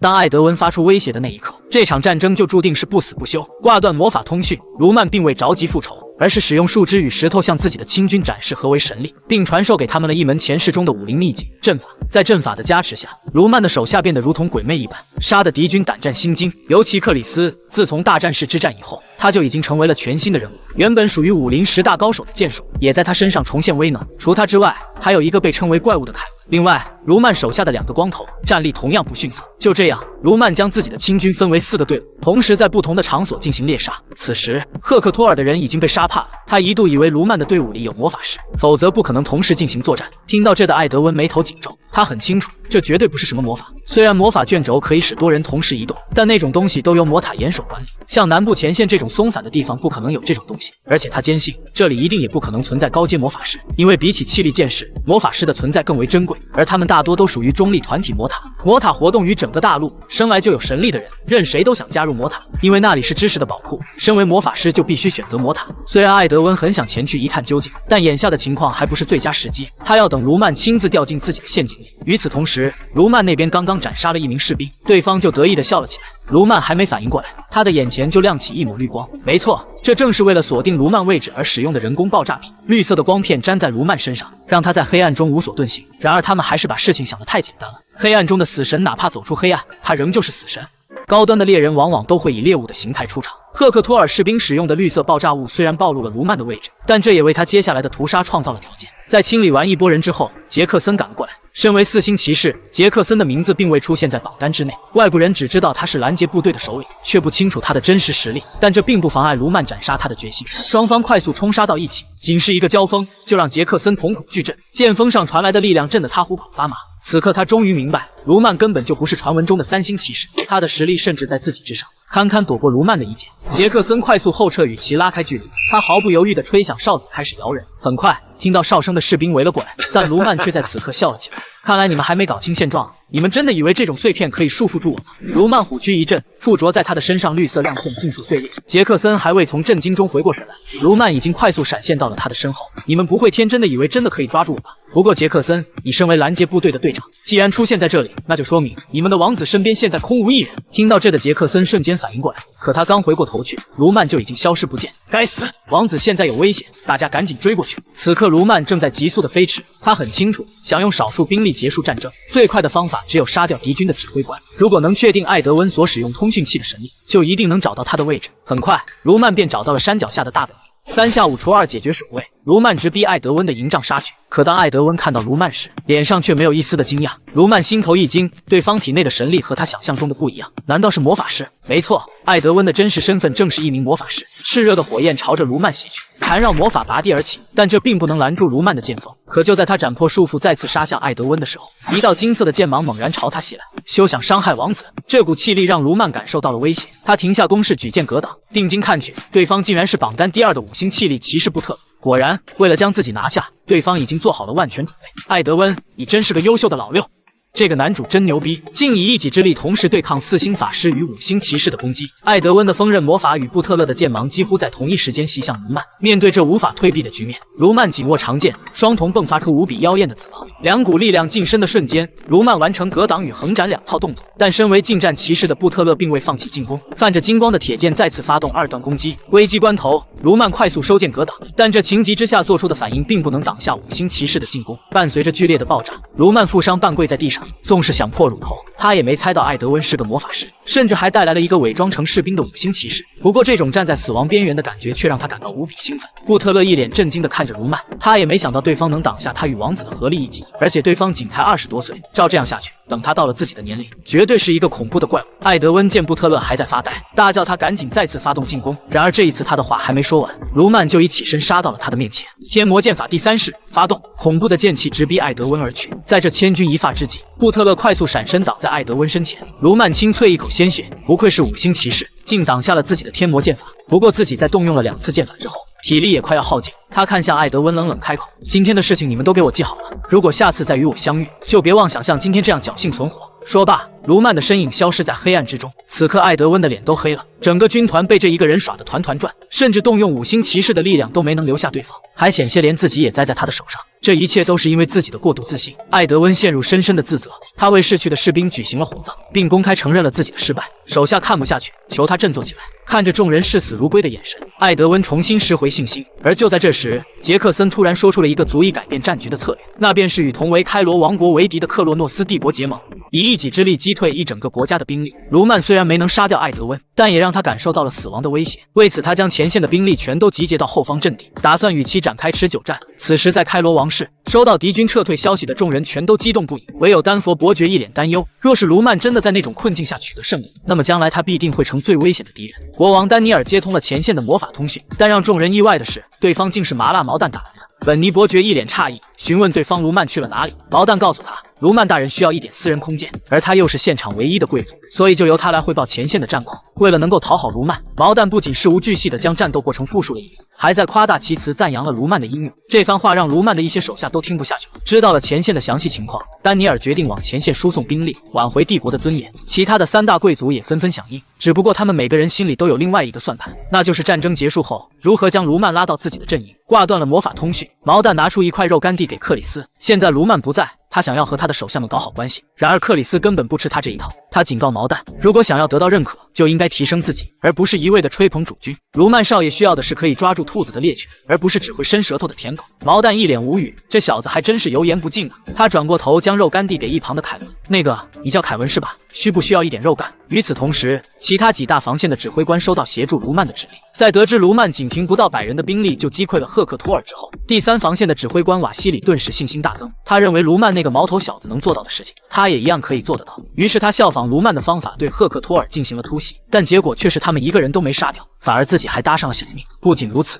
赫克托尔在撤退到后方后，立马对兵力进行了整顿，并同时对第2、3、4防线展开了进攻。由于南部防线的士兵们长期处于安逸，赫克托尔很快就取得了全面胜利。直到这一刻，开罗王室才明白，他们之所以取得了一次胜利，完全是因为卢曼的存在。此时的丹尼尔已经快要崩溃了，刚觉着自己硬了起来，却没想到只有3秒。而且现在最让他头疼的是，卢曼联系不上。注意看，这个长得像小凤的洞穴里，此刻正有一个大陆最强的男人在修炼。自从与艾德温交战之后，卢曼就一个人进入了这里，并让他的手下克里斯守在洞外，禁止任何人靠近。那次的战斗让他明白一件事，那就是现在的他还无法承受魔法师和5星剑士的联合攻击，所以他必须要变得更强才可以赢下这场战争。可他一待就是好几天。开罗王室不断的发消息让毛蛋赶紧去找卢曼，可守在洞外的克里斯根本不管这些，他只听卢曼一人的命令，谁也不能进入洞穴打扰主君。就在毛蛋准备硬闯的时候，卢曼自己走了出来，随后他从克里斯那里得知第2防线已经落入敌人手中，第3、第4防线也已经沦陷，而且开罗王室现在已经乱成一团。听到这的卢曼立马让手下安排他与王室连线。看到卢曼时，丹尼尔显得有些生气，他询问对方这几天都在干什么。如今前方沦陷，他就一点没有想帮忙的吗？卢曼淡淡表示，其实与赫克托尔的那次胜利他也是侥幸，他只不过是借助地形优势进行了反击。如今就算他帮忙，也避免不了其他防线的沦陷。赫克托尔王国为了这次战争豁出了性命，位居榜单第2的5星剑士参与其中，而且他还发现艾德温是名魔法师。众所周知，魔法师在平原地带能够发挥绝对力量。听到这的丹尼尔差点傻了，这么重要的消息到现在他才知道，可想而知整个开罗王国的实力究竟有多差劲。不过开弓没有回头箭，丹尼尔表示他已经派兵前去支援了，希望卢曼能够坚持一段时间。然而卢曼却表示留给他们的时间不多了，在开罗的主力部队到达后，他们最长只有3天时间，在那期间他们必须攻陷后方阵地，否则赫克托尔定会和克洛诺斯帝国联手。如今想要破解这一困局，方法只有一个，那便是采取正攻法，对赫克托尔的部队进行全面进攻。与此同时，艾德温已经与克洛诺斯的负责人接上头，一场与时间赛跑的战争一触即发。卢曼做梦也想不到，开罗王国派来的支援部队竟然是一群汪汪队。3支队伍分别有3大贵族派出，表面上是来协助卢曼，背地里却是来拉拢他的。卢曼有些怒了，他瞄的一点眼力劲都没有，这里都成什么情况了，还给老子玩这一套！见卢曼发火，3人也不再继续说些什么，眼下的人物还是先阻止赫克托尔的计划。然而3个臭皮匠加起来还不如一块臭豆腐，争论了一天也没研究出个完美方案。卢曼不想耗下去了，既然这样，那就按照我的方法来吧。次日，开罗王国的大部队来到了赫克托尔营地前，卢曼上前大声宣布，他要和5星骑士正面对决。如果对方胜利，开罗王国将会老老实实的接受对面的提议，否则他们就要立刻滚出开罗领土。听到这的艾德温一脸凝重，并非是他不相信布特勒5星剑士的实力，而是他不相信卢曼会打无把握的仗。卢曼给他10分钟的时间考虑，布特勒上前请战，但却被艾德温拒绝，理由是他不想对方被卢曼算计上。可身为赫克托尔王国第1剑士，临阵脱逃是他的耻辱，而且布特勒根本不相信卢曼能够打败自己。在他的一再坚持下，艾德温答应了他的决斗请求。来到城门外，他戏谑地看向卢曼，活了这么久，我是见过不少疯子，但还没见过你这么疯的。不管你今天准备了什么陷阱，我都势必全力以赴。卢曼呵呵一笑，哪有什么陷阱，我只不过是想先杀了你而已。这番言论瞬间激怒了布特勒，他快速冲上前去与卢曼交锋到一起。从一开始他就在疯狂地使用气力，为的就是速战速决。然而卢曼也不是吃素的，对方强劲的攻势也只不过是让他感受到一丝压力罢了。两人从天上打到地上，从百草园打到了3位数屋，暴虐能量造成的余波让围观的士兵们全都一脸震惊，尤其是开罗贵族派出来的3大舔狗，卢曼带给他们的印象只有除了震撼就只剩下震撼，怪不得自己的主子一个劲的让自己拉拢对方，看来他是真的有2把刷子。随着两人的交锋不断，场下的士兵欢呼着2大高手的对决，众人都坚信自己阵营的那派战力将会夺得最终的胜利，毕竟那就是他们心目中昂首以盼的王。但台上用尽全力的布特勒却清楚地明白一件事，卢曼根本没有使出全力。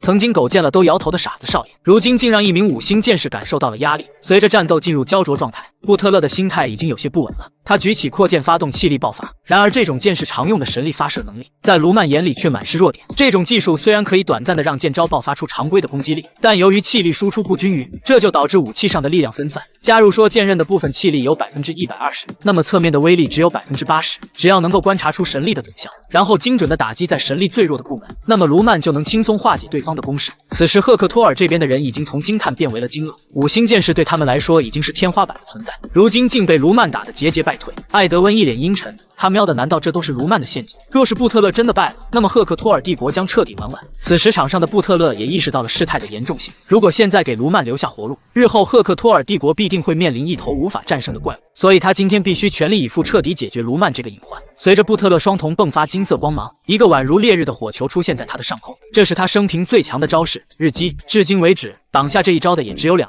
炽热的火球朝着卢曼飞快袭去，所过之处摧枯拉朽。随着火球在卢曼眼中不断放大，他意识到以自己目前的实力绝对接不下这一招，那么现在要做的只有防御。在前世，他最强的防御招式便是铁块，漆黑的护罩将他笼罩，在巨大的火球面前，卢曼的身影显得无比渺小，但这种接近死亡的感觉却让他变得异常兴奋。随着一声剧烈的爆炸响起，周围的一切都变为了废墟。看着浓烟中的那道身影，艾德温彻底愣住，他居然没事。没错，卢曼的身前有一道巨大的沟壑，但他却毫发无伤。看着几乎脱力的布特勒，卢曼咧嘴一笑，纵身一跃跨过沟壑。此时布特勒还想要继续进攻，可耗费了大量神力的他根本挡不住卢曼的攻势。他不由得震惊，自己打了20多年的仗，今天怎会输给一个毛头小子？可就在他分神的这一瞬间，卢曼一把抓住了他的面门，紧接着猛地朝地上一甩，一下就将他按在了地里。卢曼高高举起长剑，冷冷开口：一切都结束了，布特勒，我会记住你的意志的。这个男主太屌了，不仅武力碾压5星剑士，就连星岩子也是天花板级别的。在对布特勒痛下杀手的一瞬间，艾德温彻底失去了理智，他毫不犹豫地朝着卢曼打出一击魔法攻击，并下令全员出击营救布特勒。殊不知，这正中卢曼下怀。早在大战之前，卢曼就已经从艾德温火葬士兵的行为中猜到他是一个感性的人，所以这次的决斗他本意就没想过杀掉布特勒，而是要废掉他，并以此激怒艾德温，让他失去理智，打开城门。不得不说，卢曼的每一步算计都很到位。城门打开的瞬间，卢曼当即下达总攻命令。当然，艾德温也不是傻子，在卢曼发起进攻的那一瞬间，他就已经猜到了对方的想法，可明知自己的判断是错误的，他还是要救回布特勒。他知道赫克托尔帝国不能失去布特勒，就像抖音不能失去强尼一样，只要在敌军攻过来之前救回布特勒并关闭城门，他们还有胜算。然而他还是低估了卢曼的杀伤力，布特勒抬回来了，但卢曼也跟着杀了过来。此刻的他如同拿到了篮球的鸡，在人群中嘎嘎乱杀。如此英勇的画面，无疑是给开罗的士兵们打了一阵鸡血。解决了城门口的人，卢曼终于见到了这场战争的策划人艾德温。此时的艾德温已经愤怒到了极点，他费尽心血谋划的一切全都因为卢曼毁了。他激进癫狂般朝着卢曼催动魔法，火系、木系、雷系3道法术一同发出，但却仍旧无法命中卢曼。当一个近战剑士来到魔法师的身前，那么法师所有的优势都将会变为劣势。站在艾德温身后，卢曼毫不犹豫地挥出了长剑，酷嗤一声，长剑贯穿胸口。艾德温一脸震惊，危急关头是他的手下将他推开，用身体挡下了卢曼的长剑，马尿顺着膀胱流了下来。艾德温绝望地大喊着，卢曼缓缓拔出长剑抵在艾德温的脖子上，真是可悲，接下来就该轮到你了。而就在这时，杰克森带着他的部队杀了过来，卢曼眉头一皱，举剑与其厮杀起来。趁着这个空档，杰克森一把背起艾德温，拼命地逃了出去。随着一名名士兵倒下，艾德温的眼神充满了绝望，他带来的人几乎全部丧命于此，即便他能逃走，又能改变什么？当最后一名士兵即将咽气的时候，他低声祈求卢曼收手，这场战争他们已经输了。然而卢曼却是冷哼一声，我明明警告过你们，如果再次遇见，我必将赶尽杀绝，不要摆出一副受害者的样子，哭哭啼啼。记住，是你们招惹我在先。片刻后，大部队匆匆赶了过来。当他们看到城里血腥的景象后，顿时呆愣在原地。上千具尸体堆积在一起，而造成这一切的只有卢曼一人。所有人心里都打了一个寒战，他们很清楚，经此一战，卢曼的价值必将冲天而上，而他们身后的贵族势力，恐怕无一人能够驾驭这把利刃。